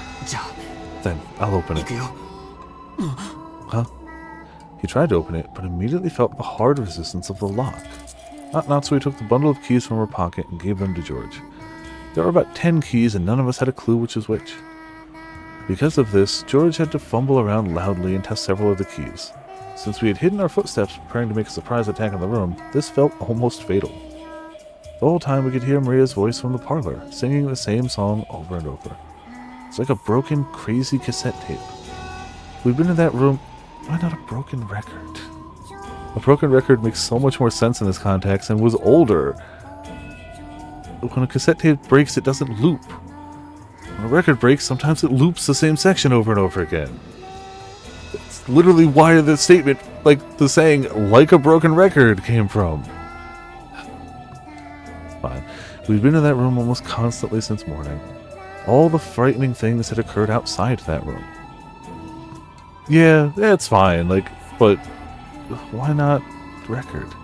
That had left us with the impression that only this room was safe. That baseless impression was quickly falling apart. It's open. Thank you. George-kun, Jessica, move behind me. Natsui. 一気に飛び込んで Let's jump in at the same time and split up in different directions. 扉を開けて If we just stand around after opening the door, those ice picks might fly right through the ど真ん中 center. に飛んでくるかもし承知しています。 I いい agree. ですか？ Ready? That was a yes or no question, Battler. やっぱ嫌 Really だ wish I could say no. Ah, I readied myself. If they're going to be throwing ice picks, I'll whack them with this candle stand. 行きます。 Go! Natsui and I rammed into the door before flying into the parlor, quickly splitting up left and right and searching the parlor for someone who might be waiting for us. But what our eyes landed upon was an incredibly strange sight. The parlor was stained with blood. This place where we spent almost the entire day, where we pressed in together to protect ourselves from some unknown malice, had been stained with fresh blood and become an ocean of blood. On the floor lay Genji-san, Kumasawa-san, and Dr. Nanjo, their entire bodies stained bright red with the blood. Oh. But the only way we could identify them was by their clothes. That was because, that's right, this is how the whole tragedy started. Their faces. Just like our smashed up parents in the shed, you could tell where their eyes stopped and their noses, you couldn't tell where their eyes stopped and their noses began. It was as though they'd rudely plunged their faces into tomato pot pies, all squished up. That wasn't all. Their bodies had other wounds. It was those demon ice picks. They were in Genji-san's stomach, Dr. Nanjo's thigh, no, his knee? That's right, of course it's his knee. In the epitaph, the 6th twilight was the stomach, and the 7th twilight was the knee. So after seeing one of them stuck near Kumasawa Bachan's calf, I couldn't help masochistically laughing. Ah, that's right. On the 6th twilight, gouge the stomach and kill. On the 7th twilight, gouge the knee and kill. On the 8th twilight, gouge the leg and kill. Ah, now even the 8th twilight is over. And the next one, the 9th twilight, what was it again? Maria was there. Oh, that's just fine, you know? Super fine. Super fine. She was facing the wall in the inner part of the room, standing stock still, completely alone. She faced away from this horrible scene, standing by the wall, singing her song over and over. This is a time. There was nothing else in the room. Just the corpses of the 3 who had been brutally killed and the phone receiver, which was still off its hook, proving that this was the room the call had come from. Just that and Maria, her back to the scene as she kept singing while facing the wall. We couldn't even scream at this bizarre scene. We could only stare, shocked with our mouths hanging loosely open. Maria. Jessica called out to her, but Maria showed no reaction. Alone, she kept singing on and on. We had come here, trying to save Maria from some approaching danger. So now that we had found her, we should have been running up to Maria, hugging her, joyous that she was safe. And yet not one of us could do that. Everyone thought it, but they couldn't say it.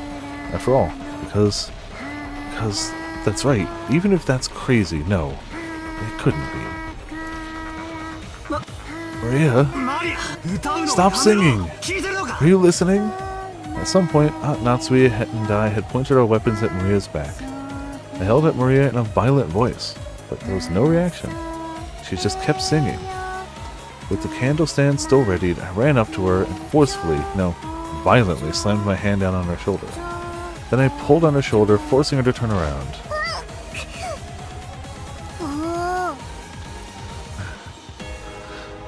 Whoa! Ooh. Maria's small body was quickly pulled down and fell. And as though unhappy at having her singing interrupted, Maria looked into my face with her usual expression. Even in this gruesome situation, she was just like normal. Maria, what is this? Who did it? You know what her answer's gonna be, ooh? Beatrice! Cut that crap! I threw the candle stand I'd been holding against the wall. The violence of that reckless sound should have gone straight into Maria's heart. But Maria's expression didn't change at all. It's almost like she's kind of used to people threatening violence to her or something. It's almost like her mom hit her a lot. And maybe violence isn't the way to go here. Maybe. Quit it, Battle-kun. Maria-chan, this time you should have seen the face of the culprit who killed these three. Was the culprit the same Beatrice who gave the letter? Ooh, Beatrice. Well, in that case, it's certain. There's a 19th person. Beatrice does exist. Then Maria, will you at least tell me this much? How did they kill these three people? What did they use to kill them in such a brutal way? I don't know. How could you not know? It happened in this room! Are you trying to tell me you were so absorbed in singing that you didn't notice? I'm glad you appreciate it, Pachi. Calm down, Battle-kun. Maria-chan, talk to me. Okay? George Aniki, as he always did, crouched down next to Maria so that their eyes met and talked to her very kindly. Maria-chan, why were you facing the wall and singing? Ooh. Beatrice said to face the wall and keep singing for a long time. Ooh. So, did Beatrice come here? Were Genji-san and the rest still alive then? Ooh. Everyone came into the parlor together and sat down. Genji-san made sure to lock the door. It was locked when we got here, but then how did Beatrice get into the parlor? Ooh. Beatrice is a witch, so locks don't matter. She turned into butterflies and came in through the crack in the door. Huh? Calmly joking at a time like this? Like hell that happened. What are you saying? You can't believe it? That's why I didn't want to say. No matter how I say it, you won't believe. Beatrice is a witch. She can do anything with her miraculous magic. That's why Beatrice doesn't care whether doors are locked or not.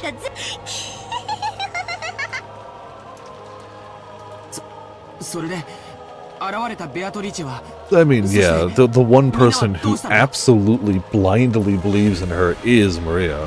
Like, and then after Beatrice appeared, what happened to everyone? Beatrice talked to us. She said grandfather's study was protected by a powerful force and she couldn't enter no matter what she did. So she told us she'd select 3 sacrifices from the 4 people in the parlor. Everyone said, "No way!" Masawa-san kept saying, "No way, no way." But Beatrice chose. And when she did, Beatrice said I'd be fine. Why do you think? It's because of the scorpion charm with the 5th magic circle of Mars. The one battler used to pray for my safety, the one he put his feelings into. Because of that power, Beatrice couldn't do anything to me, and me alone. So she decided to use the other 3 as sacrifices. After that, Beatrice spoke. Come, face the wall and sing a song for me. You'll sing lots and lots of songs, so no matter what happens, no matter what you hear, you won't hear, you won't hear, you won't know.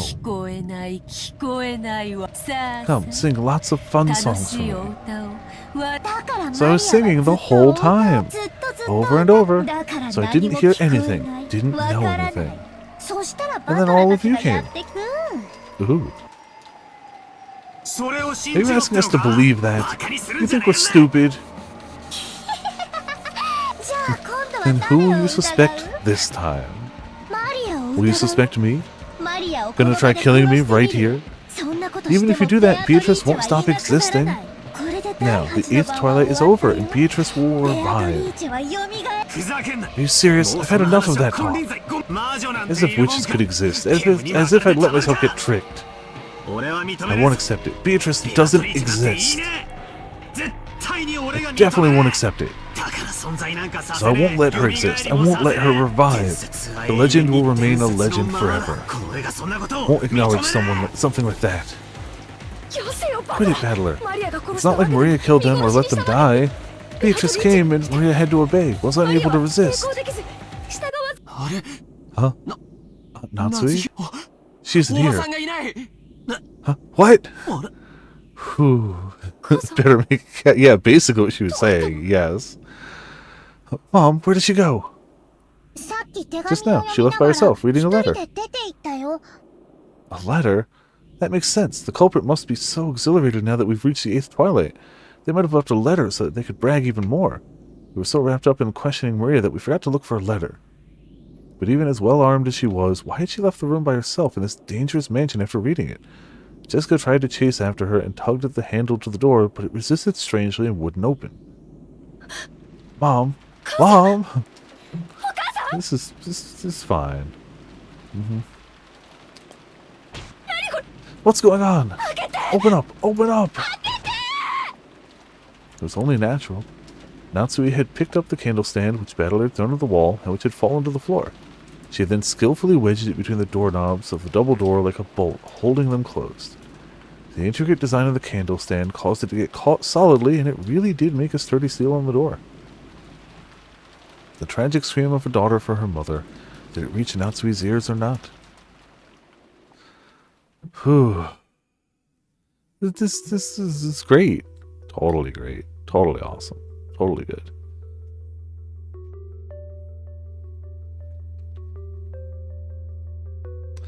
We're running out of characters very quickly in Chapter 1. Natsui's figure was alone in the entrance hall. It was a place decorated by the portrait of Beatrice. Natsui threw down Beatrice's last letter, the one she had read in the parlor. Whee! Yeah. Ready to rifle again, and in a voice that rang clear, yelled in the massive space that was the entrance hall. I am Ushiromiya Natsui, representative of the Ushiromiya family. Show yourself. Golden Witch Beatrice. The entrance hall was dimly lit. Other than a faint light which shone on the center of the room, everything was blotted out by the jet black darkness. In that darkness, butterflies glittered in gold, squirmed, twinkled, and smeared. Natsui gave one more huge gulp and pointed the cold barrel of the gun at the gold butterflies. So you have finally shown yourself. I still can't believe that something like you really exists. That isn't a problem. Both I, who bear the title of representative of the Ushiromiya family, and you, who claim to succeed the headship of the Ushiromiya family, are here right now. At this point, whether you are a witch or not is a trivial matter. Come, let us settle this. Which of us will truly succeed to the Ushiromiya family? I, Ushiromiya Natsui, or you, Beatrice? Allow me to respectfully accept your request for a duel. Blinding duel.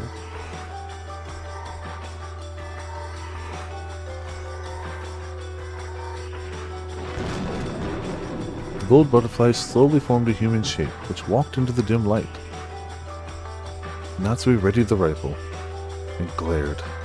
The witch raised her golden staff overhead and laughed. Natsui's finger slowly squeezed the trigger. And go! Battler made an all-out dash at the door and rammed into it, crushing the candle stand that had been barring it and making it possible for a big gap to be opened in the door. He kept kicking the candle stand through the gap, and the door was finally released. There was a bullet. I was wrong. At that time, they heard it. They certainly heard the crisp sound of gunfire ring out once. Mom! Mom! Jessica-chan, you mustn't run off by yourself. Was that the sound of a gun just now? I mean, I've never heard a gun in person, but I feel like if everything I've heard about what a gun sounds like is true, you don't mistake that for something else. Like, pretty sure you know, yeah, that was a gun. Again, I have no first-hand experience. So take that with a grain of salt. Did Aunt Natsui shoot? At whom? The culprit? Fair. I don't think they... He didn't go, was that a firecracker? But fair. The noise had come from the entrance hall, and the entrance hall looked like a stage, like the heroine of a tragedy on the ground and bathed in light. arrayed in the beauty of that silence, Aunt Natsui lay face up, crumpled on the floor. Half crazed, Jessica ran up to Aunt Natsui. On Aunt Natsui's forehead, it was almost as though a sparkling shard of pigeon blood ruby had been placed there. Is pigeon blood ruby a thing?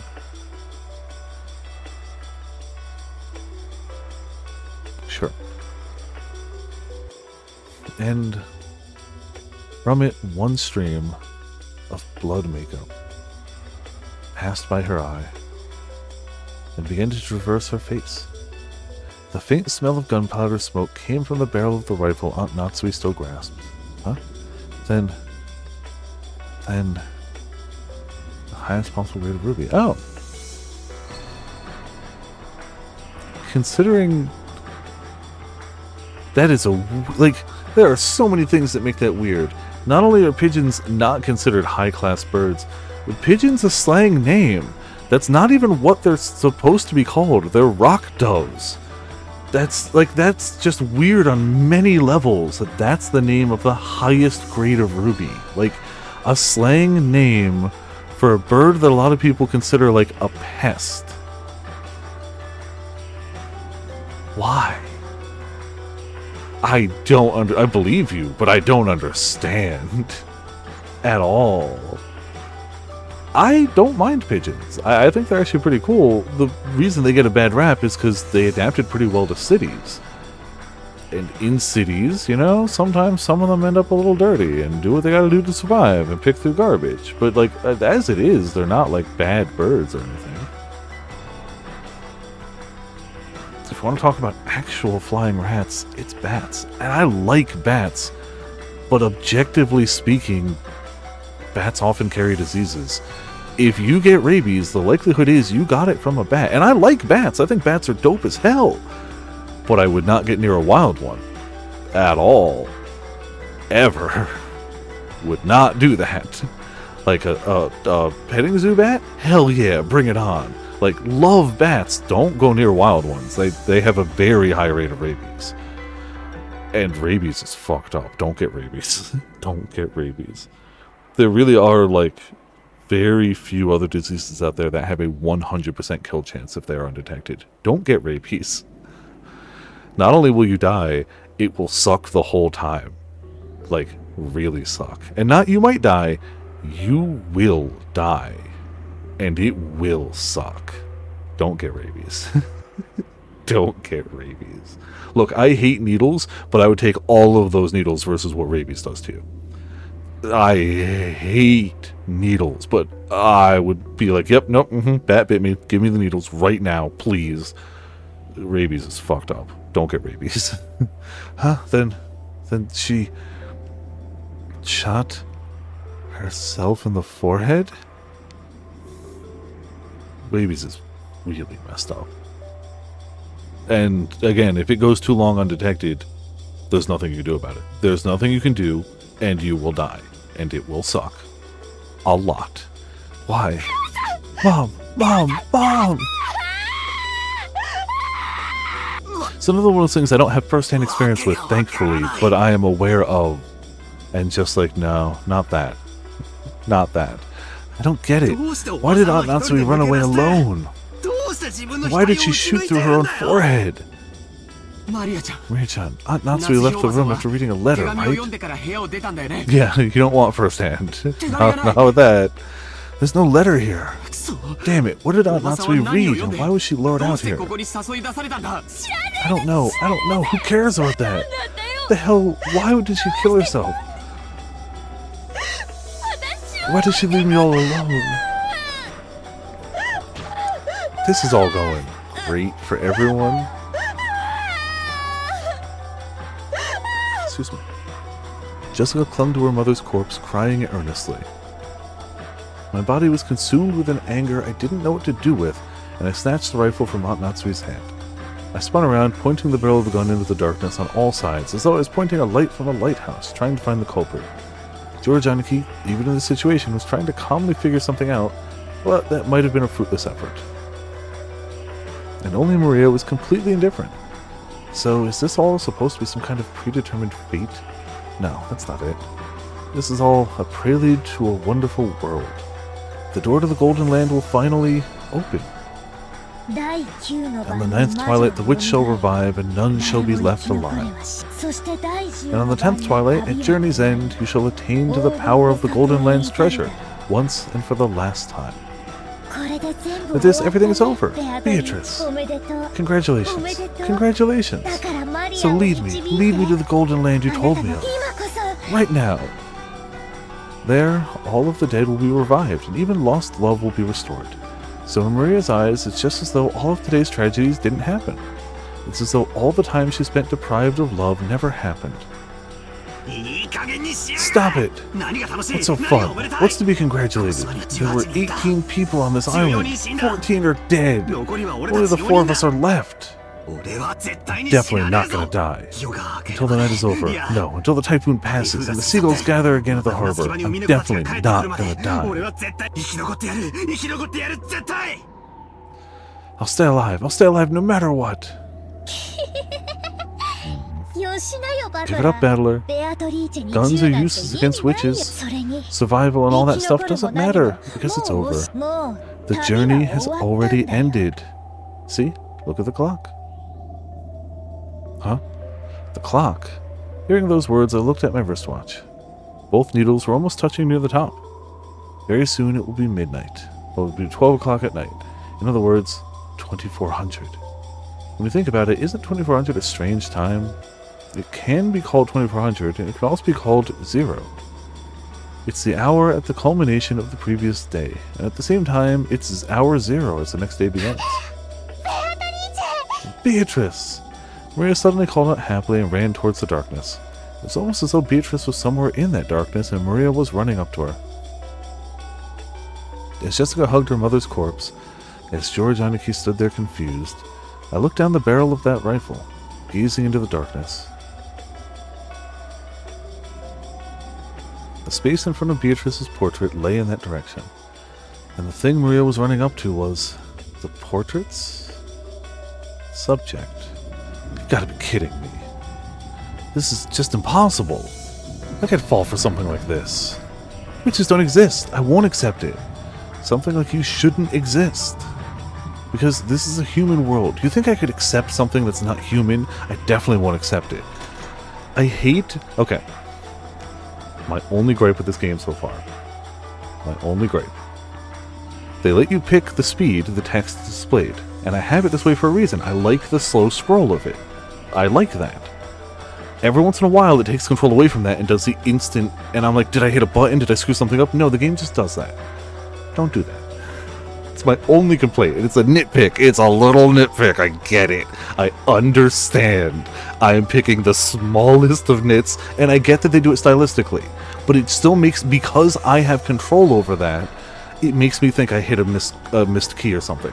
Also, hey, Boysenberry, how's it going? Yeah, look, you're right, but I don't think anyone here is thinking gun safety. Do you think he's ever held a gun before? To be fair, I don't even know proper gun safety because I've never held a gun. I just picked up some things like, you know, maybe keep it pointed way up or way down to not have a chance of pointing it at people. But I don't know proper gun safety, but I know for sure as hell he definitely doesn't know it, and even if he did, he's not thinking about that right now. But you're not wrong. You're definitely not wrong.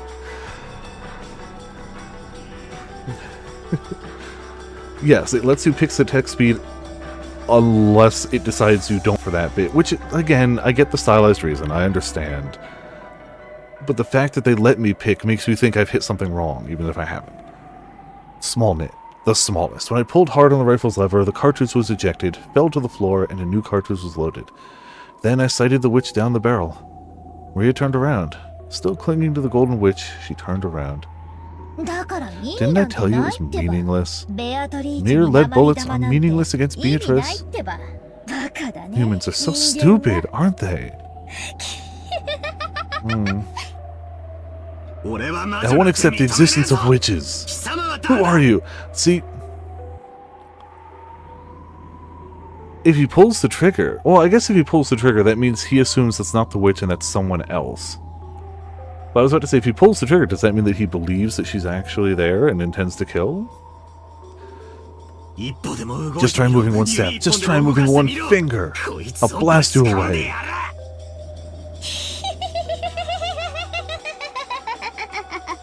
Man, her voice actress commits. I mean, they all do. Let's be honest. Nobody here is half-assing their performance at all. But damn. Oh, I don't like this. No, not a fan. Don't like. No, that's okay. No, no thank you. As the witch, no. The witches laughed. Even the large clock in the hall joined in on their laughter. It's probably telling us that the time was 2400. It was both a tone telling us that we had reached the culmination of this day, and a tone informing us that all had returned to nothing. The rule that the witch would win when the time ran out had already been revealed. Battler, George Nichan, and Jessica. Everyone pops off. Yeah, I believe it. It's like, I've known the whole game. Well, I guess ever since anybody, like, had to, like, do anything, you know, noteworthy. I'd say the first stream, it was fine, but nothing happened where they had to stress themselves. But, like, since then, it's been noticeable. The journey has ended, and the witch has revived. See? And none shall be left alive. The witch shall praise the wise and bestow 4 treasures. One shall be all the gold from the golden land. One shall be the resurrection of all the dead souls. One shall be the resurrection of the love that was lost. One shall be to put the witch to sleep for all time. Sleep peacefully, my beloved witch Beatrice.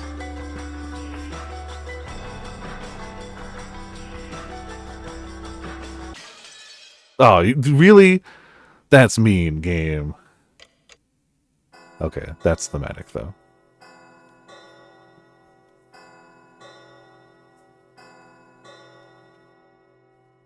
What? Why are you doing 4 times? It's not 4 o'clock. Alright, 1 second.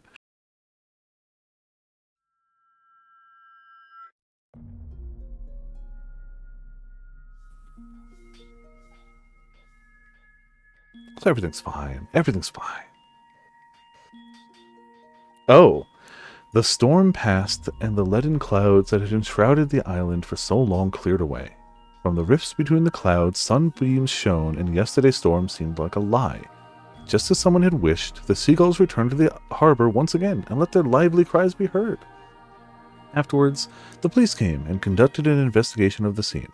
The corpses of the children, who were thought to have survived until the very end, were never found. However, because of the body parts that were discovered and the unimaginably gruesome nature of the scene, the police were forced to conclude that the chance of survival for any of the 18, even the children, seemed hopelessly dim. Sorry, I started to be like, I'm not going to have time. Just how gruesome was the banquet of the witch, and how beautiful was the golden land. They were the only ones who got to hear that tale. No tales were told of those humans who arrived after the banquet was over. The best they could do was imagine what might have happened during those 2 days. However, the witch was fickle. She made a point of leaving behind this tale, which didn't need to be heard, and it was allowed to spread. Then, many years later, a strange wine bottle that had drifted on the waves to the pier of a neighboring island was pulled out by a fisherman. Inside was a thin, tightly rolled notebook fragment written upon in crumpled small letters. Written there was this tale. Through the notebook fragment, people will finally learn the truth of the mysterious riddle-filled 2-day period that started on October 4th, 1986. This incident was later called by many names, such as the Rokenjima mass murders, the 18 killings of Rokenjima, though dialects from around the world knew it as the Witch Legends serial murders. Lovers of the occult claimed it was all the result of an immoral ceremony that sealed the island, and that those 2 mysterious days were severely embellished with many different interpretations. The story began to spread far and wide. However, not one of those interpretations approached the truth.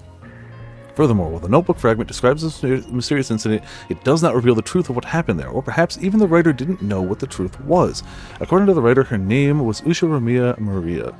Incidentally, as a result of all-out police investigation, part of Maria's body, a piece of her jaw, was discovered. It was one of the rare instances where a corpse was identified thanks to dental records. In that gruesome scene, there had been many body parts that couldn't be identified as belonging to any specific person, so it's probably fair to say that this jaw was an extremely fortunate find. Because of the jaw had been separated from the body, the police judged her chances of survival to be hopelessly dim, even though none of her other body parts were found, or at least identified. And so let us conclude that the tale with the final section of the notebook fragment that Usha Maria left behind.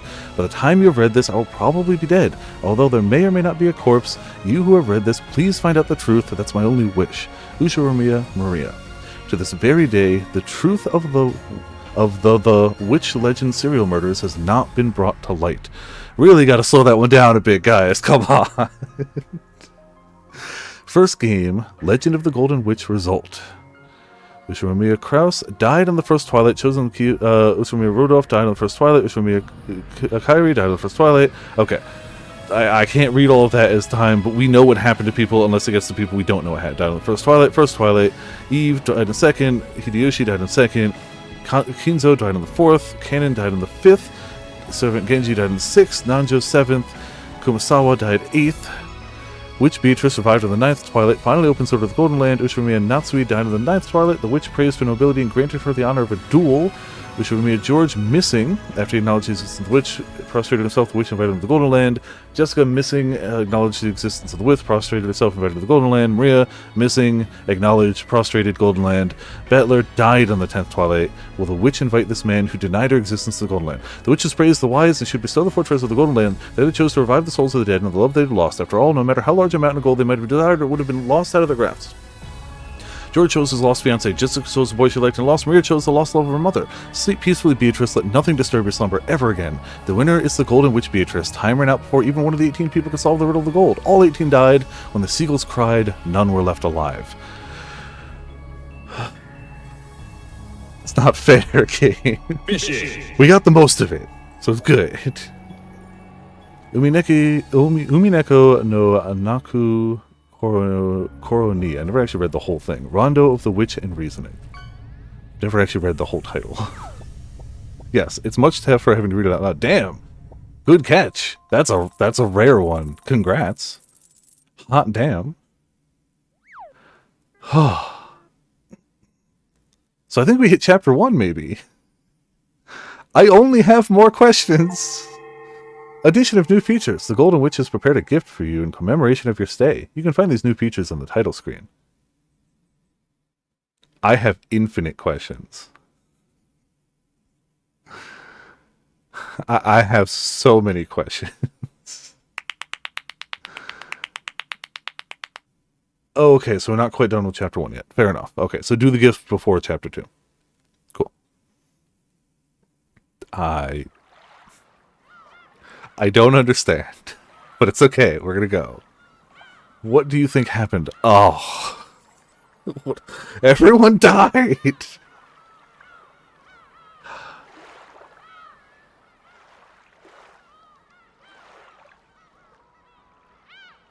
I mean, we have no reason to overtly doubt what was seen. Like, if we can't trust what was seen, then gas leak or drugs. But if what the character saw is what happened, then that's, you know... Excuse me, gotcha, tea party, will do. It sounds like short of drugs or gas leak, it sure sounds like a witch showed up. They all went... Battler probably fired. It did nothing. And they all went, witch, okay. 3 people believed hard enough and had something to gain. One of them went, nah, still don't believe in you, and got, you know, noped out. I mean, look, with the info we have, I don't know how you could see it another way. Clearly, there's things we're missing. I still don't know why a witch would need an ice pick gun. I still don't know if I would call those ice picks myself, but that's because I think of like the handheld like ice pick like that. Not necessarily something that somebody would like hammer into ice and use as a hand or foothold, which would still be an ice pick. It's still just not what I imagine. Even if it's definitely not incorrect. Like...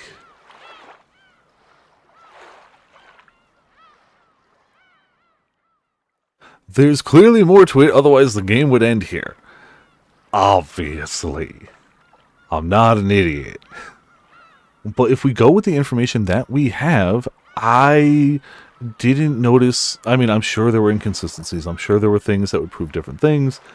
but with the information that I have and the memory that I have, and it definitely sounds like what happened. Clearly that's not it, and I am so curious to find out what possibly we didn't know in that first chapter. But, like, damn.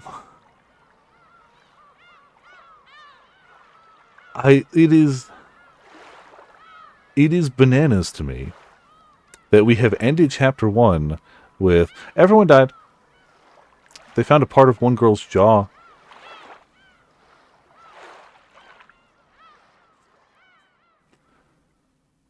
Yeah, like I'm definitely curious, like, to see how things will retroactively make sense. But I can tell you that right now, all I know is that I don't know nothing. Which is not an uncommon feeling, but you know. Alright, so, like, I wish I had something better to stand on here for chapter 1. Like, clearly, what we saw was not the whole truth of things, but I'm not a good enough detective to piece together anything besides what we saw. So, I wish I had a better answer for you. So, but hey, we made it past chapter 1. I'm not going to end here.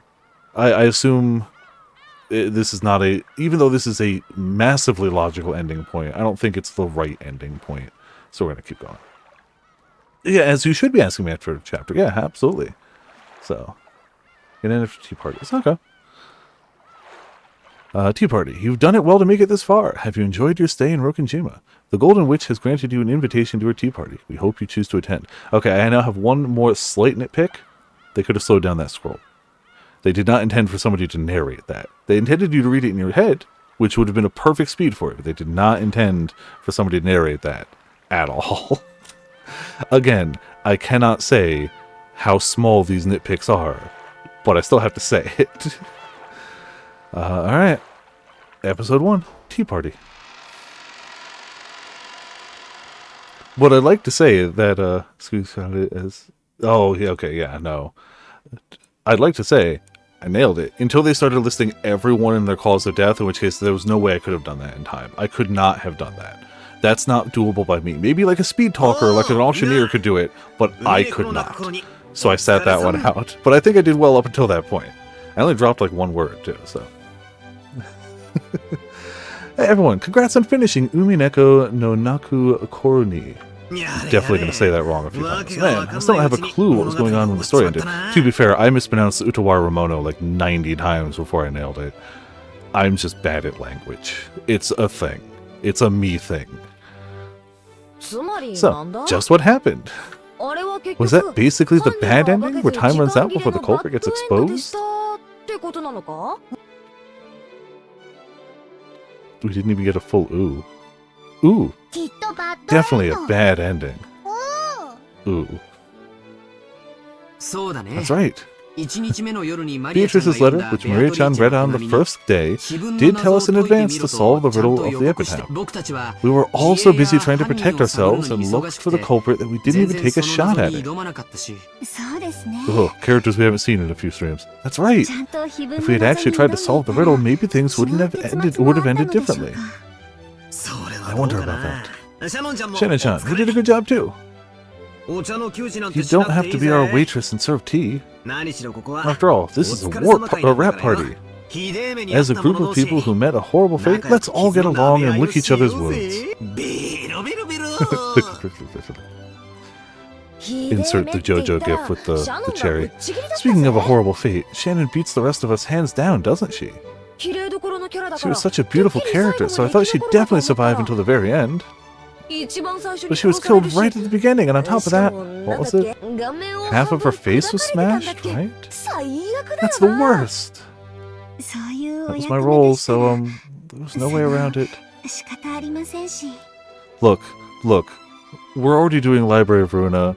We're just coming off of... I mean, we didn't play Lobotomy Corporation, but you know, we don't need another game where everyone's just playing a role. One's enough! Your bodies are like gone. Yeah, it's fine.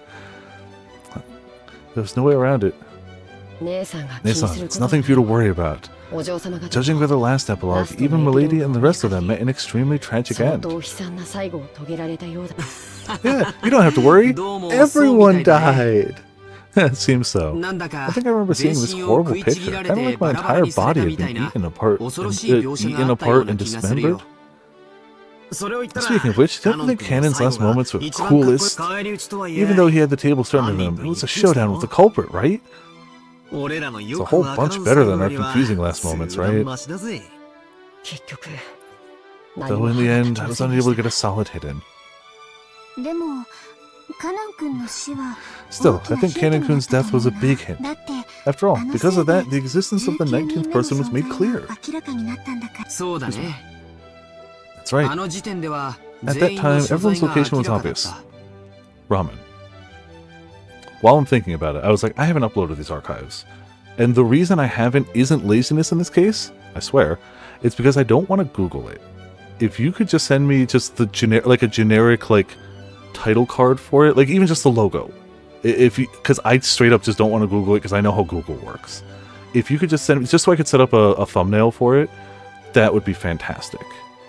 I meant to ask you in DMs, but I forgot. So while I'm thinking about it here, may as well. Cool, so I can actually make that thumbnail and actually upload these archives to YouTube. That's right, and at that time, everyone's location was obvious. Oh, sorry, I think Kanon-kun's death was a big hint. After all, because of that, the existence of the 19th person was made clear. Everyone's location was obvious. Okay. So it was impossible for anyone other than some unknown 19th person to kill Kanon. Yeah, no, if I'm playing anything with a story these days, I don't let Google or YouTube know that fact. Because it only ends badly. That's why some games I only upload the archives after I'm done, because I don't want to set up the thumbnail, but since this is going to take forever, which is fine, I can't wait that long to upload the... I mean, I can. I've been waiting a long time for some other games, because I have been lazy. But this one's not laziness. The other ones are. Other ones are fine. You can definitely be like, Viper, why is Disco Elysium not up? That game's been over for weeks. That's laziness. This one's not. Ooh, I said it was Beatrice from the beginning. Over and over. She did. Ooh. I don't want to believe it, but that does prove the culprit was a witch calling herself Beatrice. That's right. There were many strange things that happened that a human couldn't do. Ooh, only a witch could do things like murdering Aunt Eva in that closed room. A human couldn't do it. Logo. Oh, perfect. Thank you. Awesome. Ooh. Characters thinking Leslie Apostle spoiled. Yeah, of course. I mean, I hate to say it. It sucks that you got spoiled, but yeah, that's just what happens.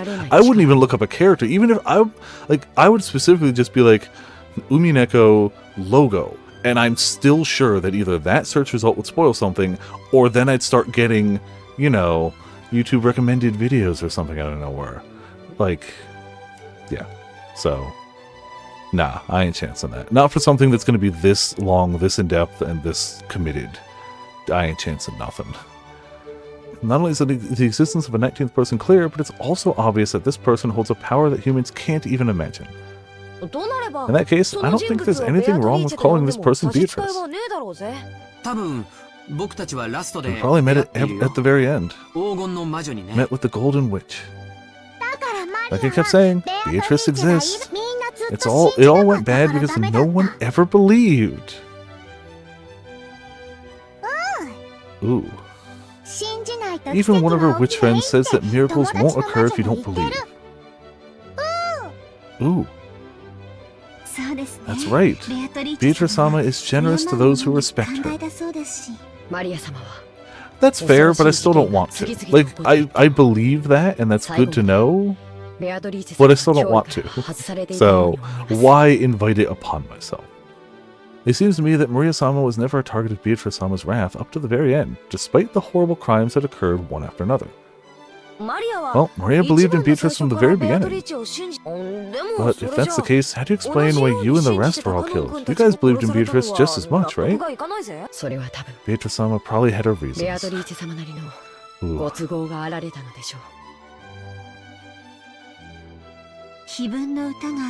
If the song of the epitaph represented Beatrice-sama's resurrection ceremony, many sacrifices were needed. He must simply have been designed to be one of those. Shannon-chan, you met a horrible end. At the very least, I wish your death could have been more peaceful and pretty. I don't wish you didn't die. I wish you had died pretty.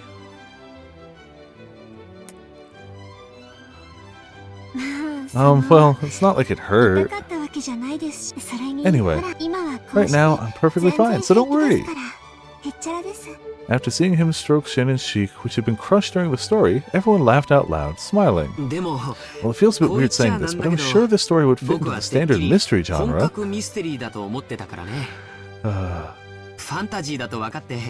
a bit surprised to find out that it's a fantasy. After all, a Western mansion shut away from the outside world on an isolated island with an inheritance problem in everyone's minds, it sounds just like a typical mystery novel to me.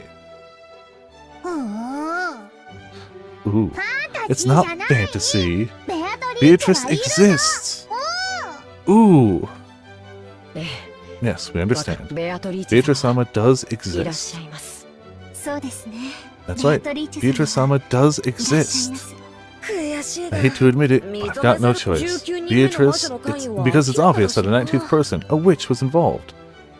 Many things happened that would be impossible for humans.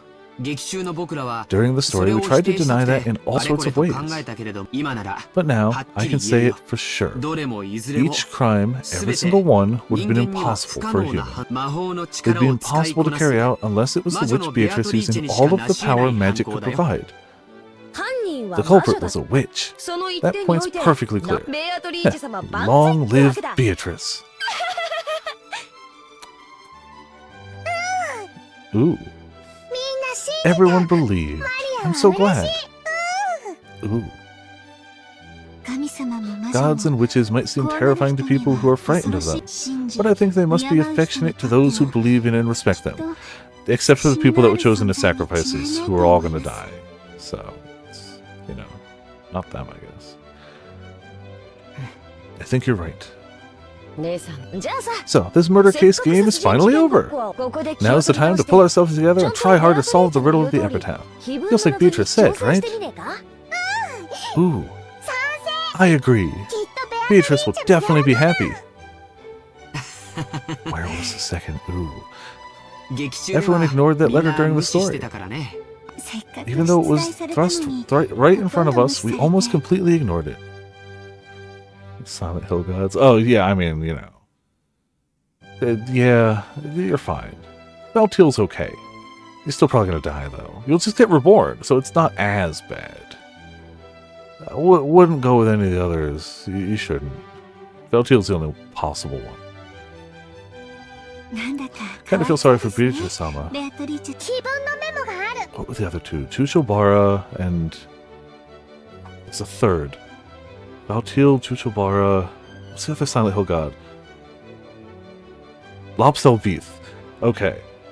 Man, I was like... It's been forever, but I know those. Got the epitaph written down right here. Let's all solve it. Let's all solve it. Let's just solve it, you know? This story probably went wrong ever since that time. That may be so. Maybe we should have tried solving the epitaph's riddle from the beginning, like Beatrice said. Yeah, just solve it. Just solve it, you know. Well, it's a little late now. Even so, let's try solving it now and see if the witch forgives us.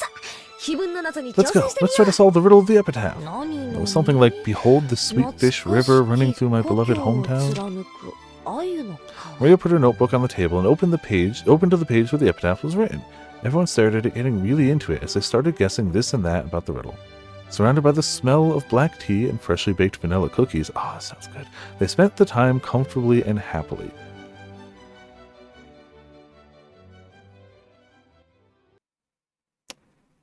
Hold on a second, you guys. But Battler spoke in a way that cut through the conversation. His expression looked a little unhappy. What could he not like about all of this fun? I've been listening to you guys for a while, but why did you all stop thinking? Why are you so sure that the witch is behind this? Don't you realize something like this can't exist? With just those words, the happy atmosphere surrounding the tea party evaporated in an instant. George and Jessica, and Shannon and Cannon, and Maria. All of them stared blankly, wondering what in the world Battler was talking about. Even the foolish, arrogant Battler realized that he hadn't chosen his words well. I appreciate that the game refers to him as foolish and arrogant. Because isn't it clear that these crimes were impossible for a human? Also, what happened to the adults? Why is it just a tea party for children? I mean, George is, on that borderline, but, That's right. That's right. None of the cases would have been possible for a human. That's true. After all, wasn't it full of things that humans couldn't explain? I don't understand what you're saying, Battler-sama.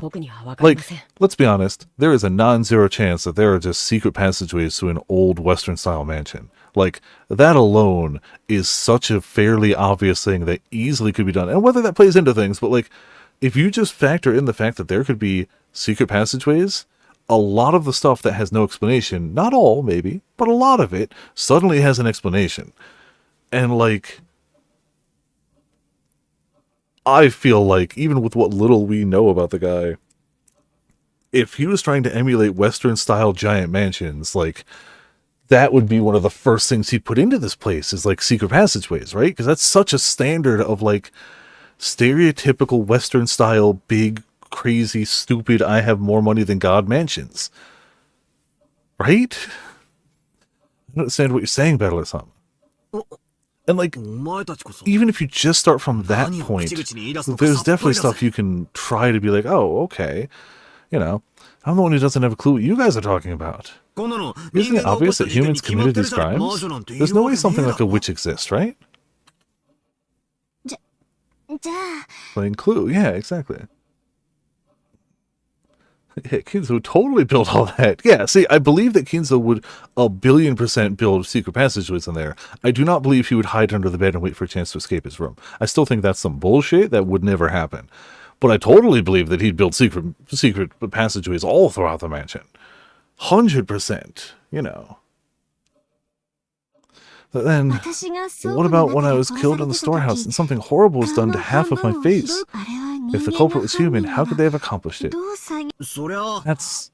Well, it's hard to imagine how they did something that awful. But that was the Rose Garden storehouse, right?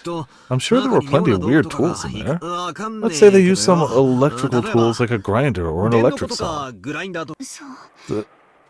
That's...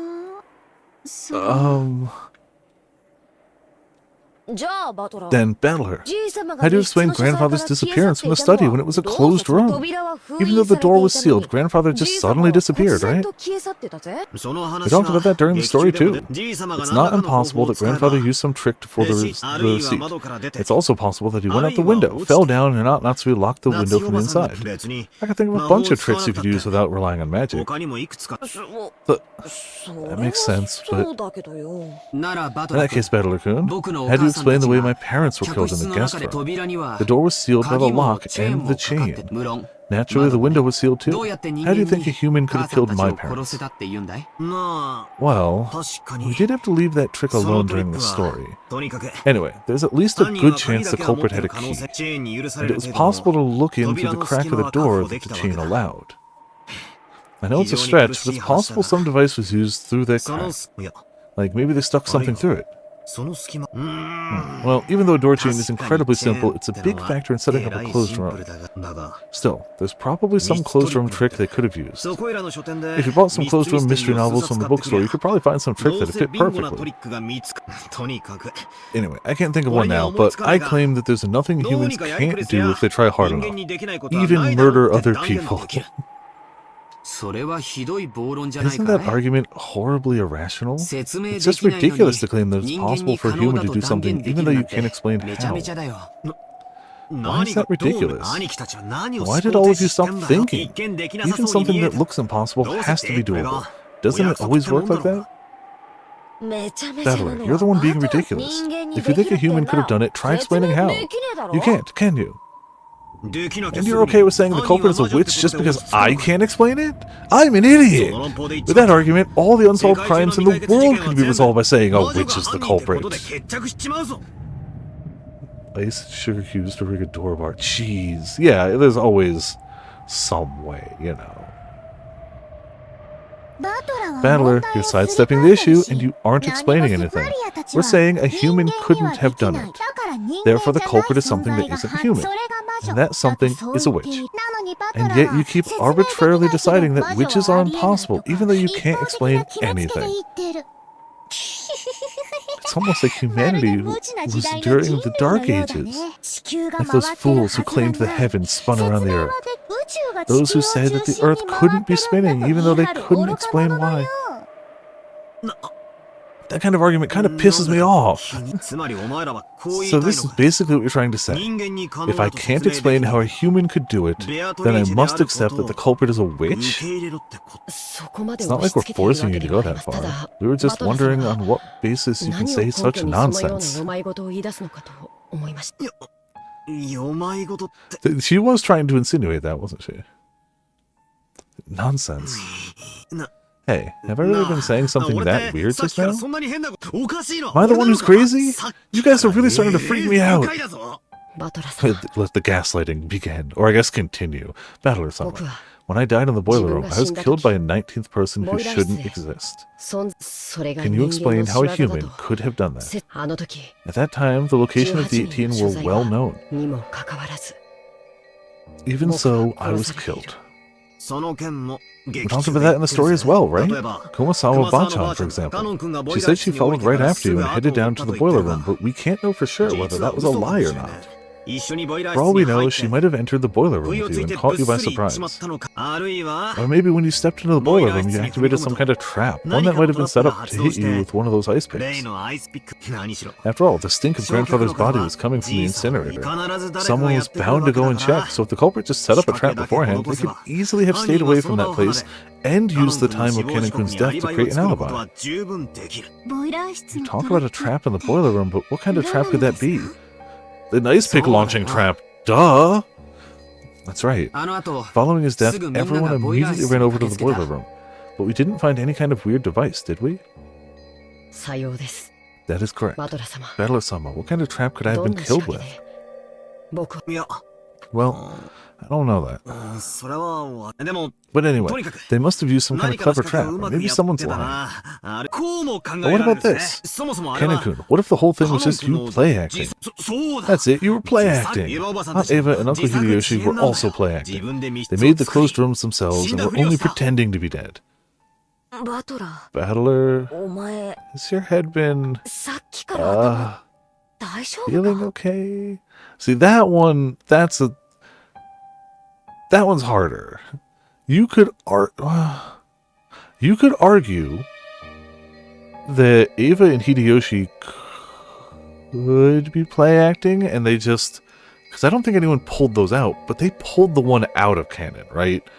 They literally removed that and saw how deep the hole went. You could argue somebody superglued the ones to Eva and Hideyoshi and smeared red paint on them. Okay, yeah, the canon one, that's a lot. That one, no, that was a spike that went into a human body. Like, that definitely happened that way. But did anyone, like, check their pulses for Eva and Hideyoshi? Like, nobody's saying that, like, I don't think that's the case. I'm just saying it is a hypothetical possibility that would hold up under scrutiny with the facts we have now, I suppose. Oh, Nanjo did check their pulses. Never mind. I stand wrong. You can't play act your pulse gone. So, whoops. Cool.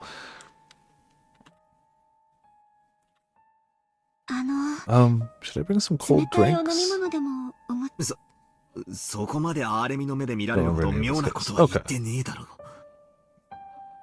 Then, in all theory, Eva could have stabbed it in his head while he was in the shower, superglued one to herself, put some red around it, and just been really still.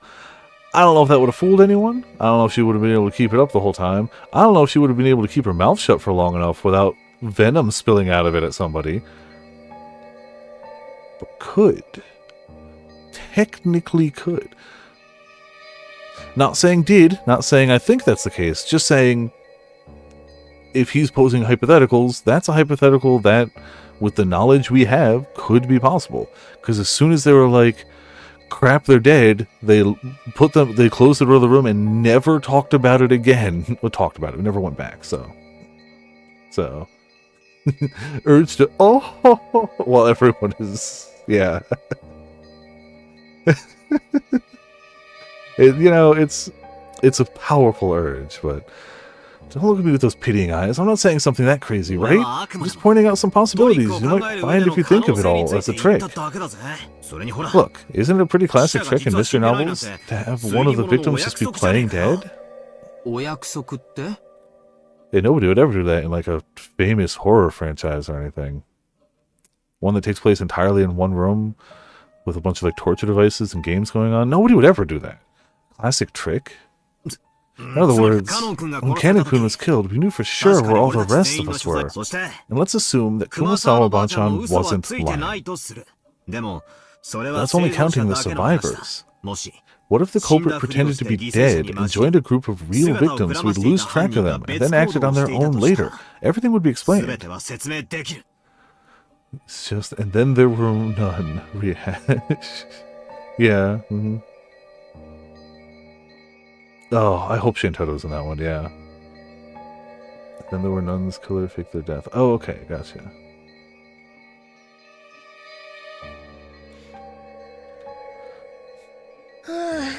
Huh?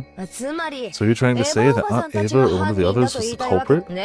But didn't Dr. Nanjo confirm all of their deaths as a doctor? That's right. Dr. Nanjo checked all of the victims. Battler-sama, for your theory to work, wouldn't Dr. Nanjo have to be one of the culprits too? I mean, are you saying that's impossible? That he couldn't be? Because, you know, if he was, then that could at least make it so that Ava and Hideyoshi could easily have still been alive. The rest, yeah, a little harder. The rest seemed pretty dead. But those two could have been alive. 13 people in the island mansion, this poem saying how they all get killed. Huh. Umineko's mildly riffing off of the book. I can see how, yeah, okay. They showed her a summon character. Okay, cool. I haven't like gone over the trailer again or anything. Agatha Christie's most famous book. Makes sense. Like, I've heard the name before, but I didn't really know much about it. Battle or something for you. Oh, I read that. Yeah, that's right. And, like, once you consider that Dr. Nanjo might have been one of the culprits and faked the proclamations of death, the whole story changes. See, that's also a classic trick in mystery novels, isn't it? But Dr. Nanjo was also killed, right? About that. You know, somebody had to cover the evidence. Definitely tongue-in-cheek bit. Yeah, I'm sure. About that. That's right, Dr. Nanjo faked his death. After all, there wasn't anyone except Dr. Nanjo who could examine corpses properly, and everyone was really confused then anyway. Also, you did specify that the only way you could identify those last three was by the clothes they wore. He could have just grabbed a different body, slapped his clothes on it, be running around naked giggling, and who would be the wiser? You don't even have confirmation he died. You have confirmation that his clothes were on a corpse, which is different. We didn't have any spare time to check and see if he still had a pulse. No, he looked pretty dead, but like, you don't know that was him. He looks pretty dead from what they told us. We don't even know. With this theory, any one of the dead people could have been walking around. I think it would have been hard for the six of us who died in the beginning to do that.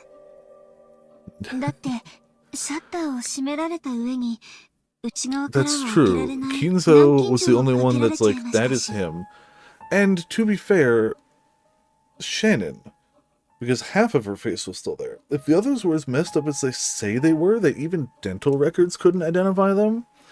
I mean, we assume those four are those four because they were those. It was six, right? We assume that those were the ones that they were because they were the ones missing. But you don't know for sure. They probably know. Maybe they just got a stockpile of cadavers ready to be set up. This is rich people we're talking about. Nothing's off the table. I think it would have been hard for the 6 of us who died in the beginning to do that. After all, the shutter was closed and there was a padlock that couldn't have been opened from inside. Your stinking undies. You know, what can you possibly say to that rebuttal? Like, what can you possibly say? That's an argument ender. That's right. Mom was holding onto that key. So was Mom one of the culprits too? Ah, wait a sec. Maybe it was impossible for the first 6, but in the case of Anaki's parents, the door was only locked on the outside. So they could have opened it from the inside. That's right, after we left the room, maybe they jumped out the window and got to the boiler room first. Is that too much of a stretch? Or maybe Dr. Nanjo made a mistake when examining the corpses. Look, he said it himself, right? He said there's a very high probability of making a mistake when examining corpses. If you disguised it well enough to prepared a substitute body, you could fake your own death. Let's leave the method of trick they used for later. And you see, it's not that hard to deny a 19th person existed, right? Much less a witch, right? At least that much is completely impossible. I don't know why you've been trying so stubbornly to say that one of us is the culprit. In other words, you want to suspect one of your relatives. Look, we're rich, we all suck. It's not that. It's just, I can't easily accept that a 19th person existed, and even if one did, I think we should construct our argument from the point of view that the culprit was a human. I'll only accept that it's a witch in desperation, at the very end, after everything else has been disproved. There's no way witches exist, right? Why has everyone been casually accepting that the culprit was a witch? I think it's great how your family love makes you hate the thought that someone close to you is a murderer. But is it okay to let that fool you? Don't you want to find the detestable culprit who killed so many people? Anaki, don't you want to avenge your parents? Jessica, don't you want to avenge Canon-kun? And Canon-kun, don't you want to avenge Shannon-chan? Shannon-chan, you should at least want to know who it was that killed you. Why has everyone totally surrendered and decided that the culprit was a witch? What's wrong with all of you? The foolish and short-tempered battler tried to force his ignorance on the others and yelled at them. However, everyone just looked at him pityingly, silently watching over him. At that time, the wise Maria laughed and pointed out Battler's mistake.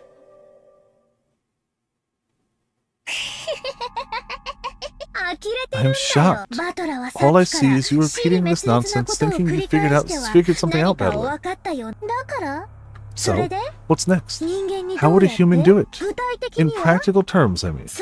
I imagine you'll say, I just can't think of anything right now, or with some kind of device, using abstract words to run away and evade the topic. What I really want to know, Battler, is this. Why don't you believe in Beatrice? She exists, so why don't you believe? Because she doesn't exist! Witches don't exist! There's no way.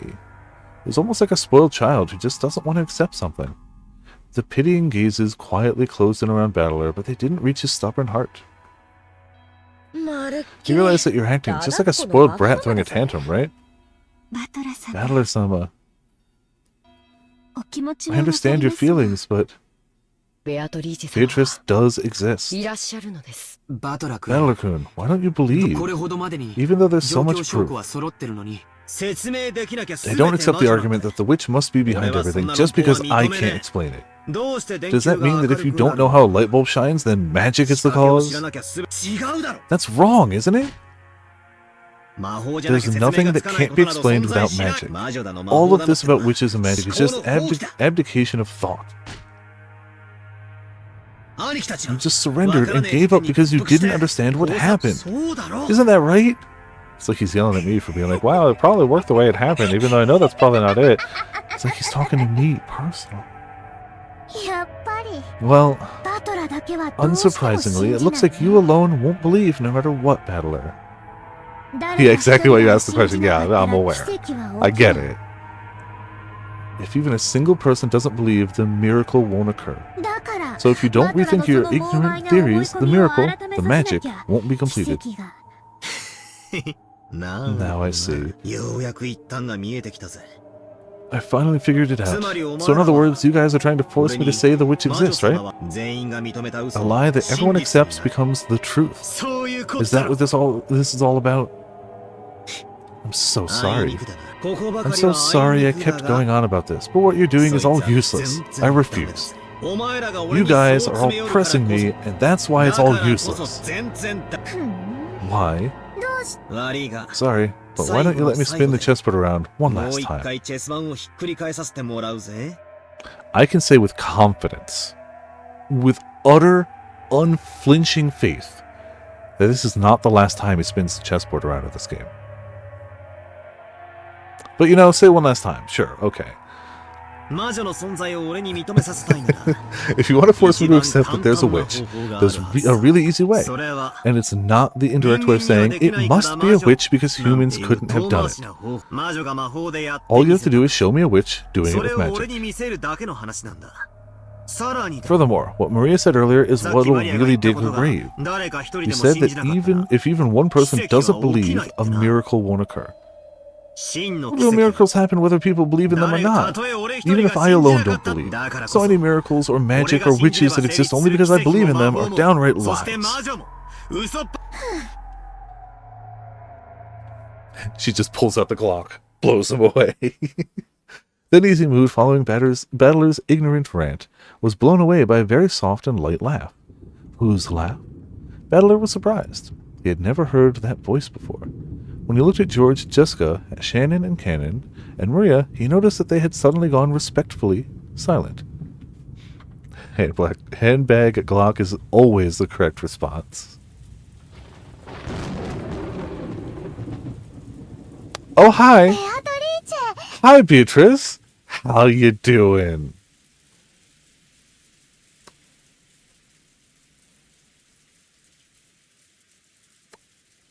That's fine.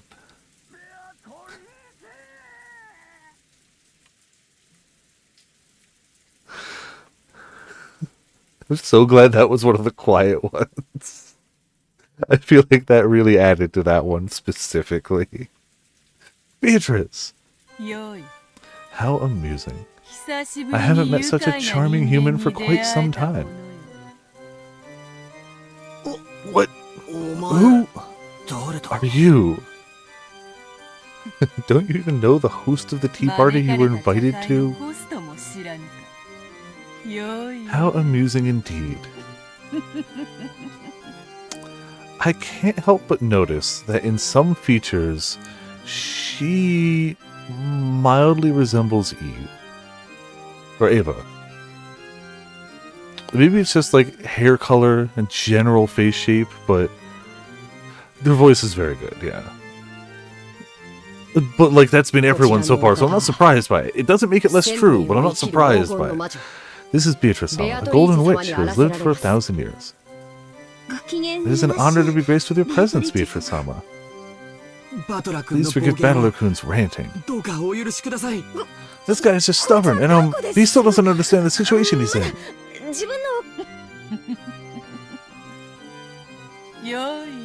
What a treat this is. Most witches get tired of living after the first 1,000 years. How nice it is to meet a man with a backbone such as yourself every once in a while.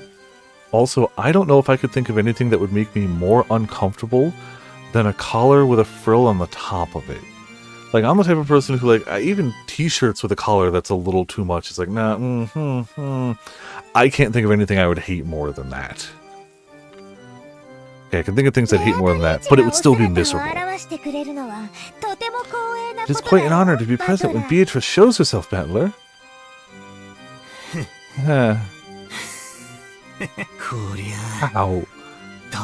astonishing.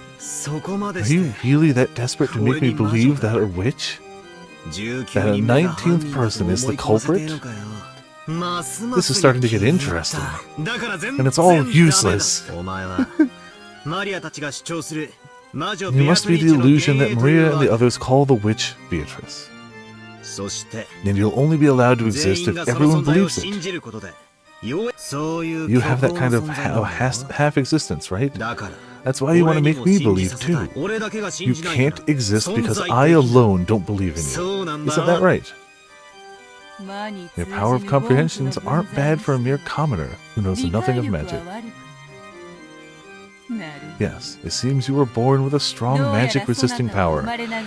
It's called dumb fuck syndrome, but, you know, you can say he resists magic power strongly. Sure. It's fine. You're a natural enemy of us witches. No matter how much we turn your world upside down, you never believe in us.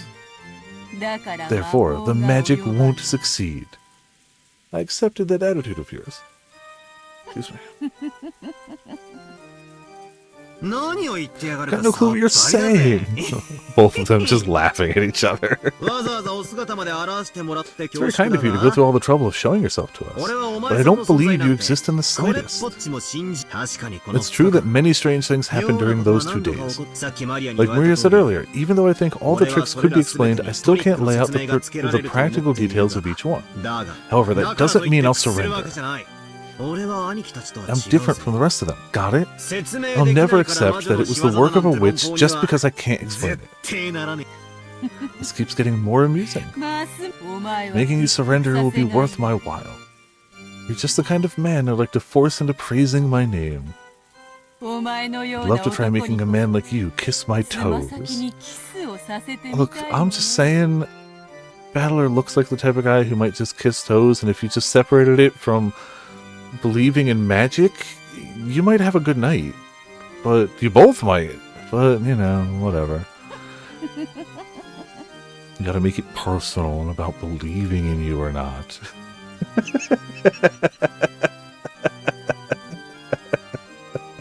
If you want to talk nonsense, talk all you want. I deny you exist. All of the events can be explained with human tricks. There's no room for even a speck of magic or witches. Wonderful. What a perfect way to divert oneself from 1,000 years of boredom. And let me ask you, a short while ago you said that using the crack in the door would be sufficient to kill Eva and Hideyoshi, right? Explain how they could have been killed using some human trick. Suddenly jumping right into the toughest part, are you? Does that mean this is the trick you're proudest of, Miss Real Culprit? Nice transition. It's the first time they've really done a transition. Other than shattering glass, which is also not a bad transition. Just, you know. With a shake of her golden pipe, gentle, multicolored smoke trailed out of the end. The smoke quickly obscured their surroundings, and they were suddenly in the hallway of the mansion. Yeah, they've broken every window, but this is the first, other transition we've gotten. Every other one is we need to shatter glass or just fade cut. The door in front of them, slightly opened, but secured by the chain, was... That's right, it's the door to the room where Eva and Hideyoshi were killed. Nice trick. Very well. Can be magic. Show me what you would do through this small crack, Battler. They probably had some device to shoot those ice picks. If they used that, how would they reach Eva over on the bed when you can't see that far through the crack? And how would they reach Hideyoshi in the bathroom with the door shut? PowerPoint-ass transition slides? Awesome. Damn. There's a crack. There should be some way.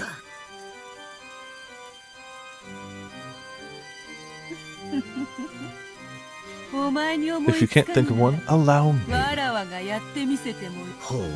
Oh, how would a witch do it? Come on, let's see your little trick. Battler, you're being rude to Beatrice. Do you think he's not aware of this fact? Do you think he actually didn't wish he could be ruder right now? Come on. How nice, how nice. What a charming man. That will make it even more fun to force him into submission.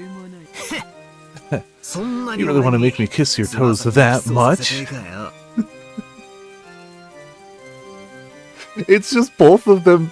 The whole end point of this game is both of them being super soon about both having a foot fetish and wanting to be with each other. It's definitely not what it is. It's definitely not what the game is, but it's a funny thought that in 200 hours, the end of this all is just, wow, they actually did end up just kissing her toes. Wow, cool. Hope they have a good night.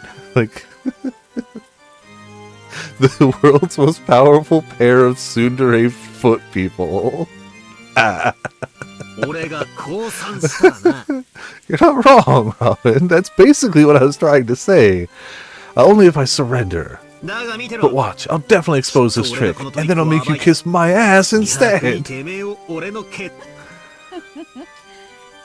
What a delightful man. I'll remember that promise. Weak witches kiss the behinds of demons to gain power. Because there's no more humiliating oath.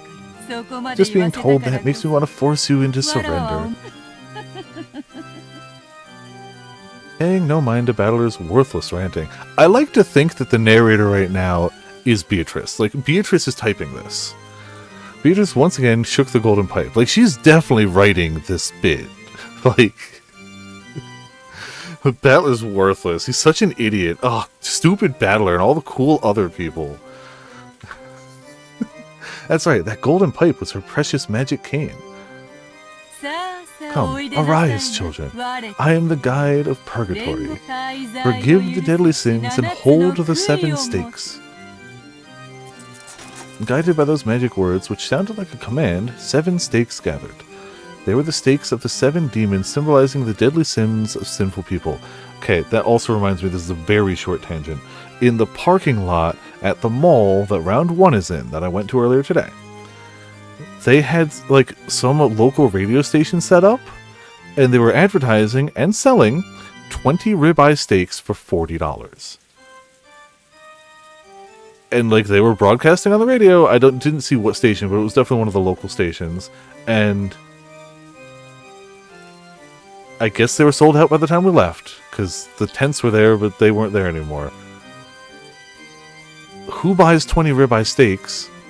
Who trusts $2 ribeye steaks? And who buys mass quantities of steaks in a parking lot? People with a freezer is the answer to all those. People with a freezer or people planning a party in the imminent future are the actual answers. Yes, correct. But it's just weird. Not... look, if I was a big... it's a great deal, don't get me wrong. It is a phenomenal deal if I was somebody who cared about steaks or was hosting a party that was exclusively going to be serving steaks in the near future. And, like, I don't think they were scamming people, because, again, it's a radio show, like, and it was one of the local stations. I didn't pay attention to which one, but it seemed legit, but it also just seems a weird promotion. But I guess if you want to hype up your radio station and accidentally bought an entire cooler full of low-grade steaks, why not? But also, it's just weird. Beelzebub and Asmodeus, come forgive the sins. Release the spirits of the sinners. What? The Picts of Beelzebub and Asmodeus responded to Beatrice's call. The 2 stakes of the demons were sucked in through the crack in the door like billiard balls struck by a cue ball. Acoustic. Then several scattered noises refracted through the wall, making a sound like a woodpecker. And at the end, a pleasant sound could be heard.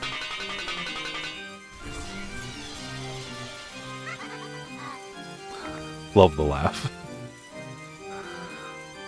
It was a small, satisfying sound like the one heard when someone is chopping firewood and the falling axe neatly and easily slices through the wood. It was the sound of the 2 picks burying themselves deep into Eva and Hideyoshi's foreheads. Right down the middle. Want to see? They definitely heard 2 sounds like a pair of foreheads being split open. It's a normal sound to hear. Battler wasn't permitted to see it since he was on the other side of the door. But those 2 had died again, and this second time they lay not an inch apart from where they had lain the last time, with the exact same blood spray as before. You moron! That's insane! You think you can just kill them like that? I can kill them. I can kill them just like this.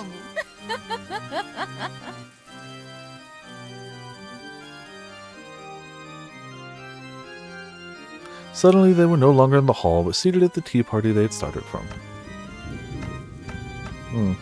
Everyone but Battler was sitting meekly, but Cannon was moaning, fresh blood dangling from his mouth.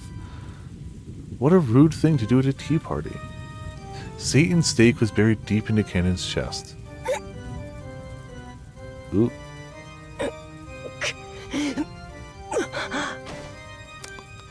Well, Cannon-kun. カノ君 Damn it! Battler was the only one getting agitated. George, Jessica, Shannon, everyone else was meekly hanging their heads like students being yelled at by their teacher. Cannon was captivated by trifling anger and tried to disturb my banquet. Being easily captivated by anger is your deadly sin. Cleanse yourself, repent, and do it over. Sama. Beatrice-sama, please forgive him. I think Cannon-kun has repented enough. Wonderful. I'm generous to those who respect me. ふざけるな Don't screw with me.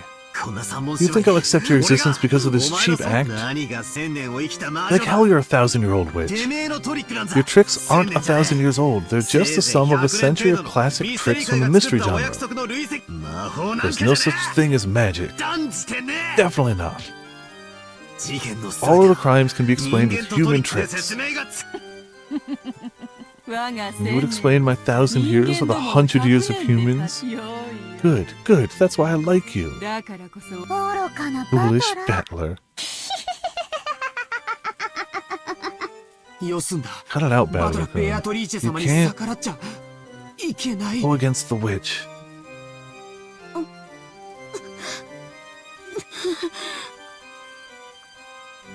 Well, Shannon started moaning, holding her cheek. Maybe she'd had a toothache? But apparently it wasn't a toothache after all.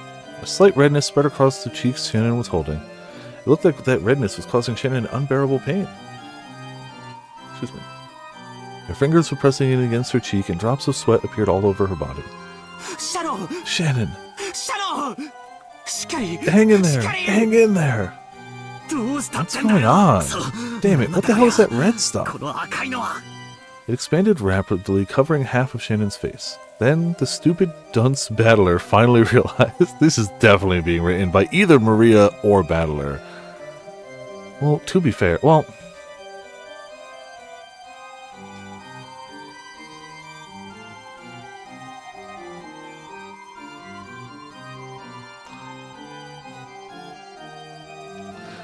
At the start of this seemed like an interlude, but the further we go, the less it seems like an out-of-story interlude. So when is this taking place? Even though they all know... Yeah, I mean, the message in the bottle, but why would it explain this bit? This bit is characters in character talking about the things that happened to them, even if they're already dead. The further along this goes, like, they definitely started as like, oh, you know, add a character interlude, whatever. But like, I'll say I've added a few questions to the list.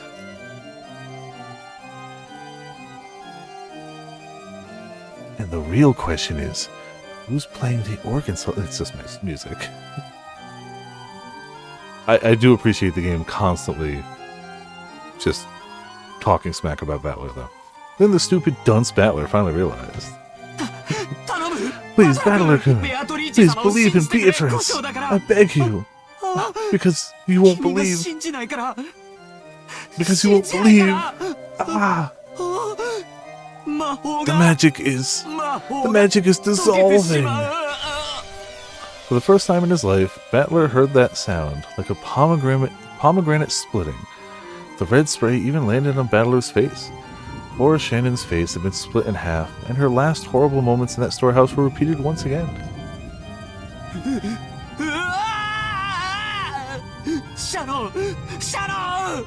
She'll be fine. Look, if this is all actors after the play is done anyway, then who's to say this isn't just another, like, who's to say there's not actors outside? Like, this is fine.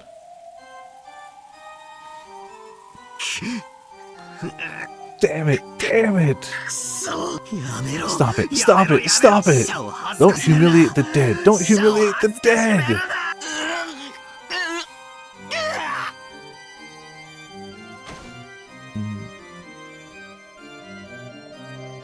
This time, the redness spread across George's entire body. It was like the beautiful cloud drawn by milk when it's poured into black tea. It spread out and extended across his entire body. As it did, it seemed to give George increasingly greater pain. Looking at this bizarre spectacle, Battler was petrified as he frantically thought with his pitiful, clumsy imagination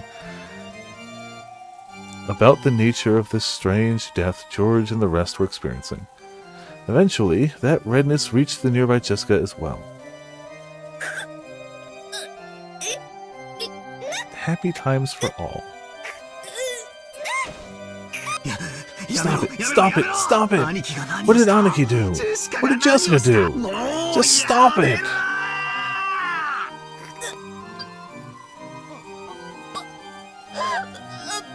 Battler! Don't let the witch break your spirit. Deny her. Erase her. As long as at least one person denies her. She's an illusion that can't exist. Are you okay, Jessica? No. What part of any of this makes it seem like she's okay? Aniki! George was no longer recognizable as a human. He looked like the pile of leftover meat after the good, delicious meat had been scraped off to be cooked. The only thing that even resembled a human was the shape of his lower jaw and rib cage. But it was clear that Jessica, who was covered with a steadily strengthening redness, was approaching the same fate. Ooh. Battler, quickly, believe in Beatrice.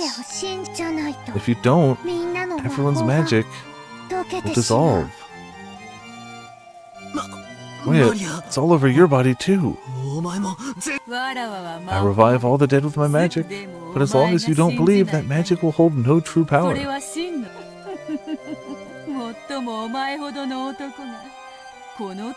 But I'm sure that a man like yourself won't surrender to something like this, right? Battler, we didn't want to doubt our friends. We refused to face reality. I gave in to the witch. But, Battler, you won't give in to the witch.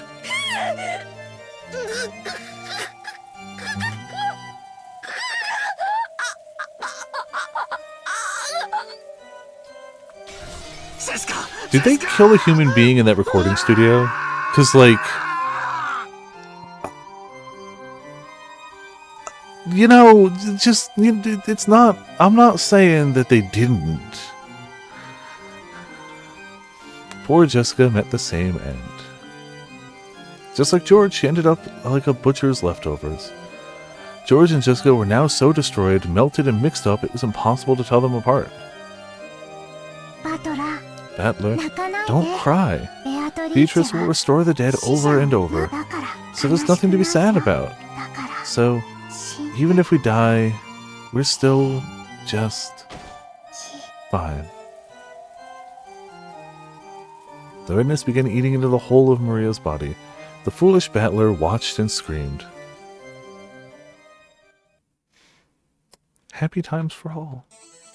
I won't forgive you. I'll never forgive you. A witch? Magic? I'll risk my body and soul to deny you.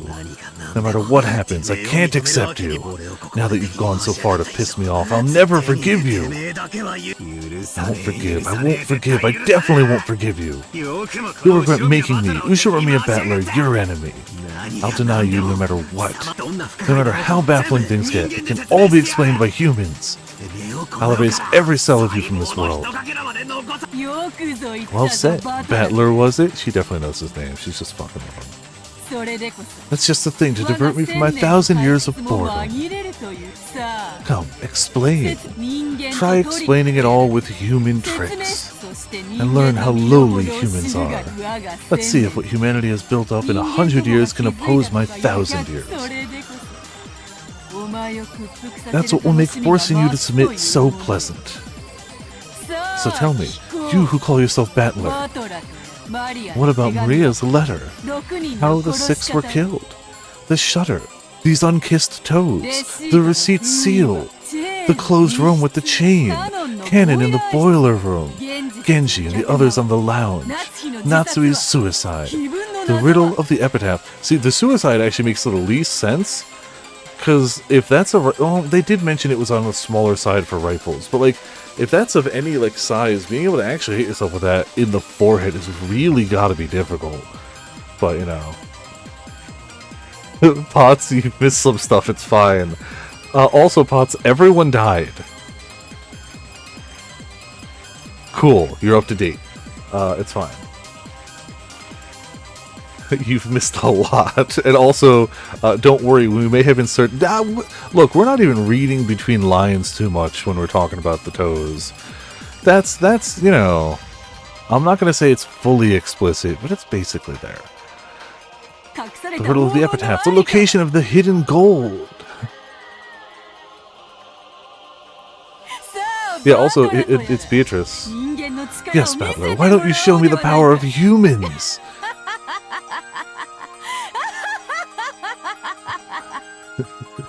My end. Yeah, that's fair. Mm-hmm.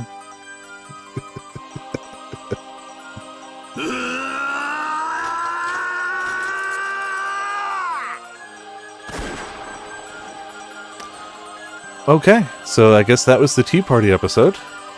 Cool. Yeah, so we rolled credits on Chapter 1, Potts, and this was like the intermission Tea Party. And we seem to have rolled credits on that. Still not done yet. When have we ever done?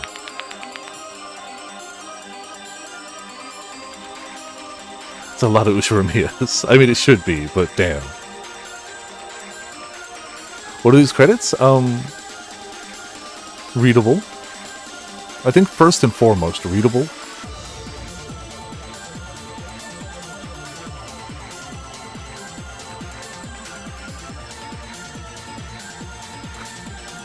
This is certainly something. Something I got like something irritating my eye. Hopefully that helps.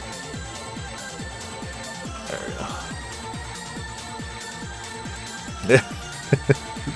A little confusion, probably, yeah. We did it. We hit credits twice in one night. We beat 2 games tonight. Crazy. We're so good. We're so good. Look at us scratching 2 games off the backlog in one night. Like a ball. Addition of new element. Question mark has been added. You can find this new feature in the title screen. The gauntlet is thrown is the achievement we got. Cool. Well, I guess we're playing question mark. Welcome to the tea party of those who are not human. Episode. Cool.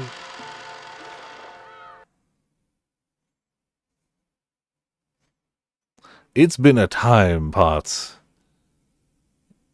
It is continuing to be a time. Oh, hey, Beatrice. What sort of black tea shall I prepare next? Allow me to display every refined tea that ever was and ever shall be. Excuse me. Hello? Dried plum black tea. The kind that goes for 200 yen a pack.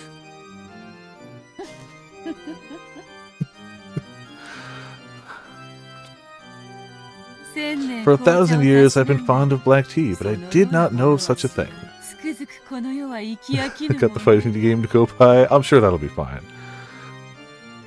I will never tire of living in this world. Beato? You don't have to display such hostility. I'm just a wandering witch. I have to assume that's somebody from Higurashi. I have to assume. Judging by reactions. I didn't come with the intention of violating the rules of your territory. Oh, is that...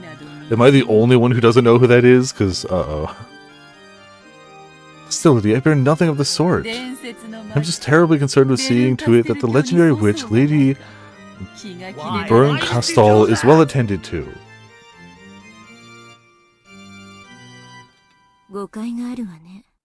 You misunderstand. I am powerless. Before a witch such as you, who possesses the dreadful power to kill an individual 100 times, I am completely powerless.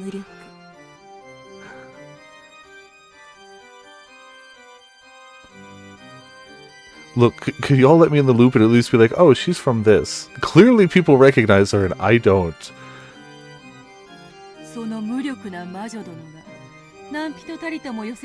Figurashi too. Let's have fun with that. Oh, that a powerless lady witch like you possesses a power that none can approach is what's truly terrifying. After all, that great witch, Lady Lambda Delta, really Lambda Delta, was dethroned by you alone. I only won an endurance contest. You simply got tired. That's not what Lady Lambda Delta said, though. Too much humility can be unseemly, Lady Birkenstell. Oh, well. Oh, hello. That girl has a dreadful power. The power to kill an individual without fail. Ah. Gaybolg. Understood. Yes. Okay, cool. That was the context. That was it. However, without fail doesn't exist in this world. No matter how many times you divide 1, you can never reach 0. That girl has the power to bring the odds of failure down to almost exactly 0. The power to give rise to almost perfect certainty. Ah, so like a knockoff Gaybolg. I hope I never have to fight such a terrifying witch again.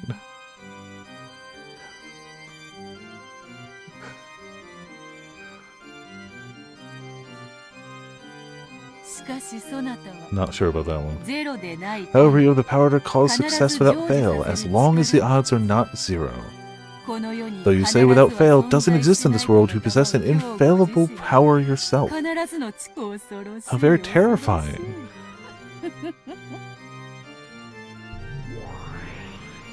The power to kill an individual endlessly.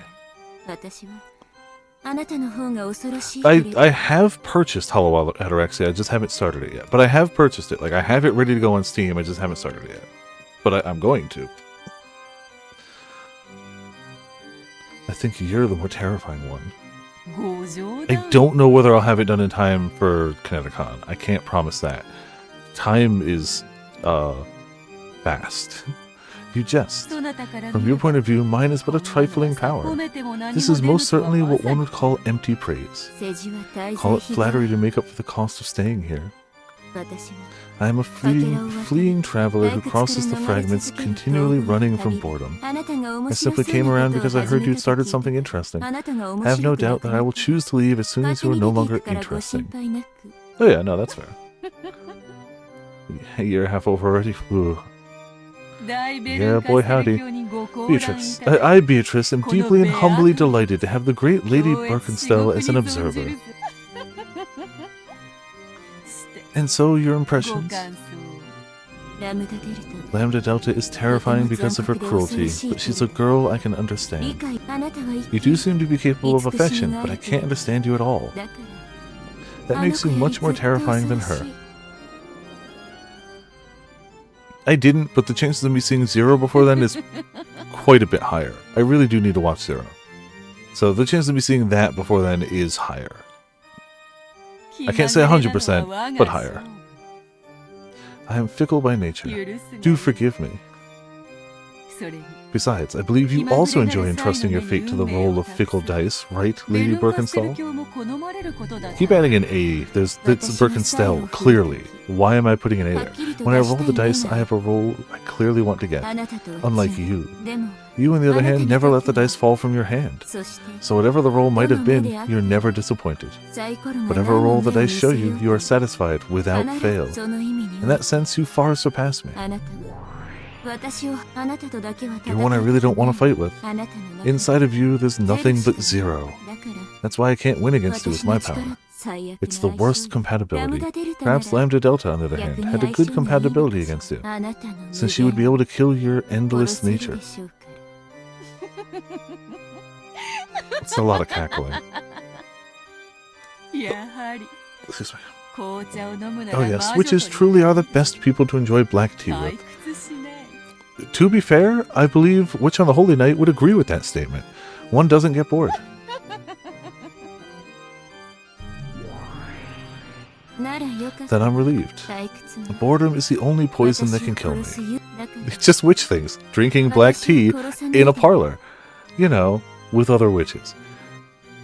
So don't kill me, okay? Lady Beatrice, endless witch. If such is your wish, I, Beatrice, shall show you an even better time. In that case, wouldn't it be best if I brought the next chessboard in right away, just so it can be spun endlessly? It seems the next tale would do more for you than another cup of black tea. Just wait for a moment.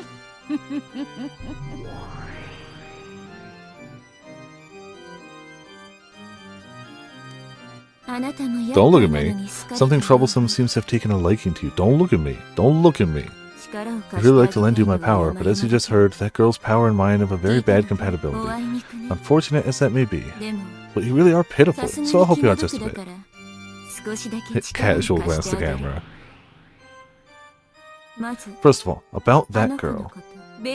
She does have the name Beatrice, but that doesn't necessarily mean she is one individual woman. Get what I mean? In other words, she's not some human. Her existence is a personification of the rules of this world.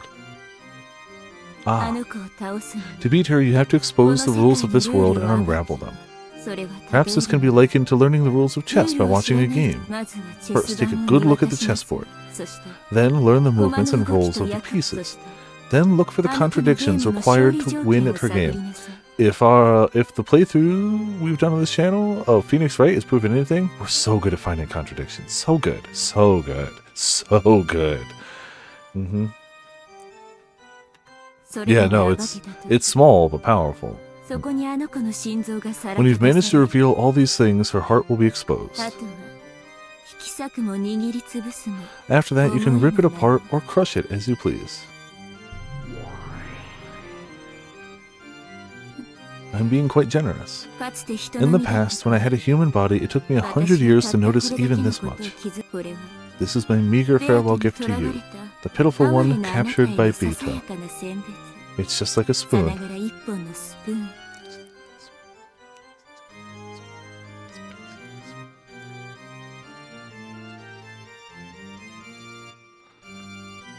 A spoon can be used for more than just drinking soup. I mean, yes, you're not wrong.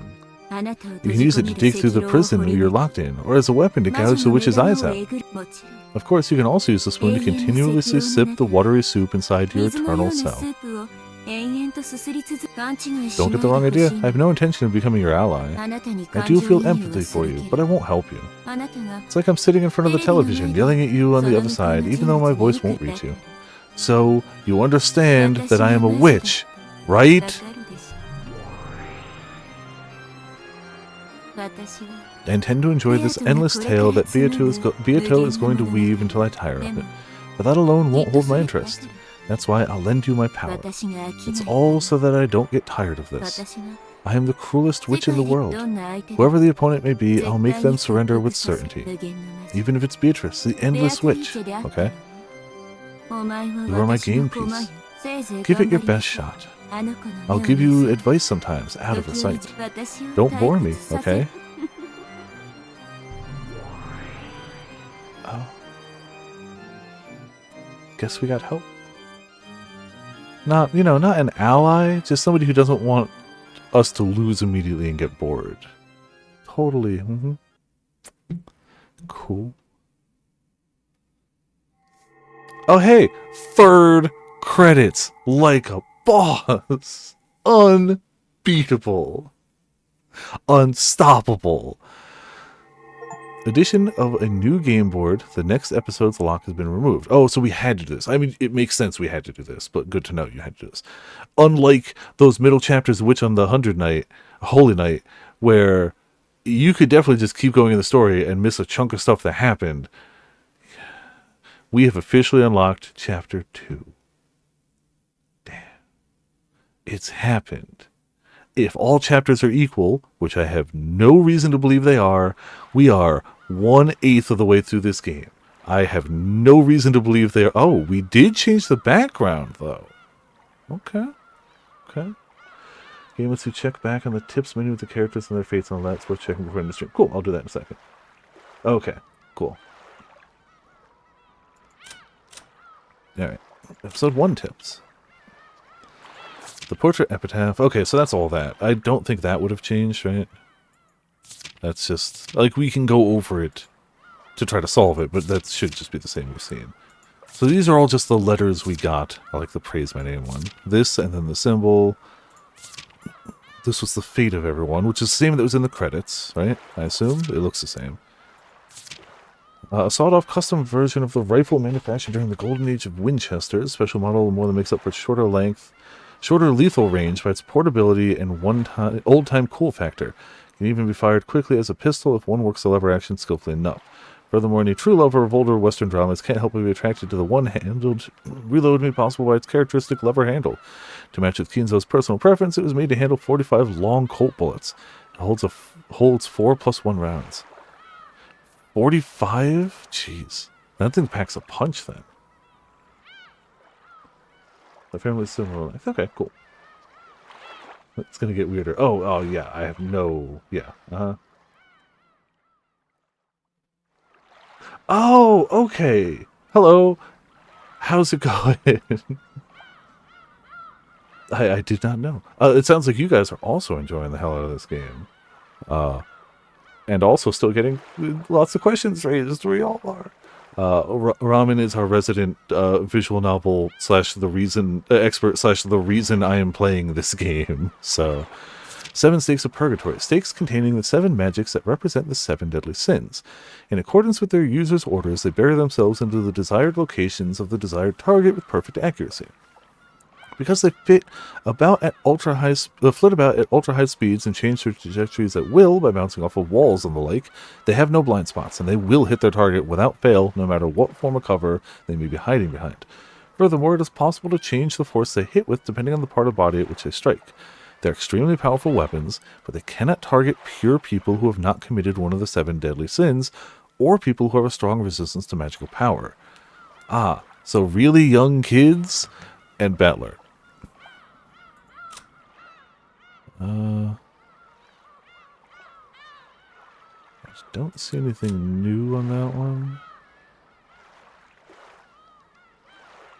Trying to get all the inheritance himself, or they think he is. It's a real estate investor for a lot of money into development of the sort. Then hit execute. Oh, you can triple execute him. Oh. Uh-oh. Can I unexecute him? Uh-oh. Uh-oh. Okay. Disappeared from study unnoticed. Kinzo studies everything from bed to a toilet bathtub, so extremely rare for him to go outside.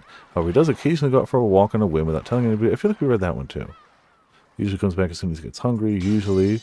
Burned in the incinerator with a weapon resembling an ice pick sticking out of his forehead. So it sounds like this is stuff we already know, so we should go for the characters we didn't get to... Under Nuncio? No, definitely not. I'm assuming there are a few people we didn't see their final fates, and those might be different. Like, here. Found shot to death in front of the witch's portrait. How impudent of her to challenge a witch with nothing but a mere gun. Of course she'd end up like this. Okay, so I'm assuming, like, characters like these, we've seen all of their stuff already. Missing. Even though she was given a precious invitation to the Golden Land, a single fool refused to believe in the witch, and all of the magic disappeared. She was then chewed to bits by demons and went to hell. Yeah, look. Sometimes you get locked in. But, like, thankfully, it looks like they put him here. There's actually a lot of them we didn't see at the time. Found in the parlor, his thigh had a weapon resembling an ice pick sticking out of it, and his face had been smashed. At the 7th twilight, gouge the knee and kill. Missing. Even though everyone was getting along so well after being reunited in the Golden Land, all of the magic came to nothing because of a certain hard-headed fool. Afterwards, the demons chewed him to the bone and he went to hell. The Golden Witch, who has lived for 1,000 years. She has surpassed the limits of humans, and, like demons, will sometimes appear in response to the summons made by humans, and to offer her power in exchange for a price. She likes black tea and ice cream. She hates boredom and people who deny her existence. What a useless dream, to try to kill me despite being a mere human. Fire your bullets, and they will merely reflect back towards you like light off a mirror. However, there does exist just one way to kill me. You hold that method in the palm of your hand, though I doubt one as mediocre as you could ever pull it off. Damn. This fool made the world where everyone could be happy all come to nothing. Though Beatrice is extremely angry, she also seems to be enjoying herself immensely. It's almost as though she's waited 1,000 years to get her hands on a toy as fun as this one. Hopefully, even this fool will be able to see you before too long.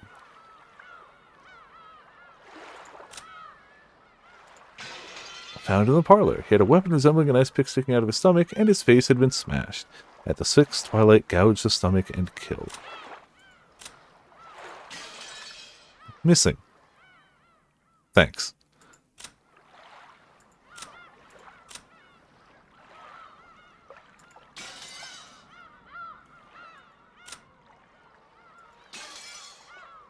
Found in the parlor, her calf had a weapon resembling an ice pick sticking out of it, and her face had been smashed. At the 8th twilight, gouged the leg and killed. Alright, I think we covered all of them? Like, how could you not try and hit the execute button? Like, come on. How could you not? Cool. Alright. We full cleared episode 1. Hot damn. Ooh, next week we start chapter 2, which I'm sure will make... I'm sure it'll be fine. I'm sure it'll be fine. I'm sure it'll be fine and normal. Fine, normal, and have no questions in it. Definitely. 100%. Yeah. Uh-huh. Definitely. Uh-huh. Mm-hmm. Sure. Turn to title screen. As a taste. I'm sure the taste is going to be delectable.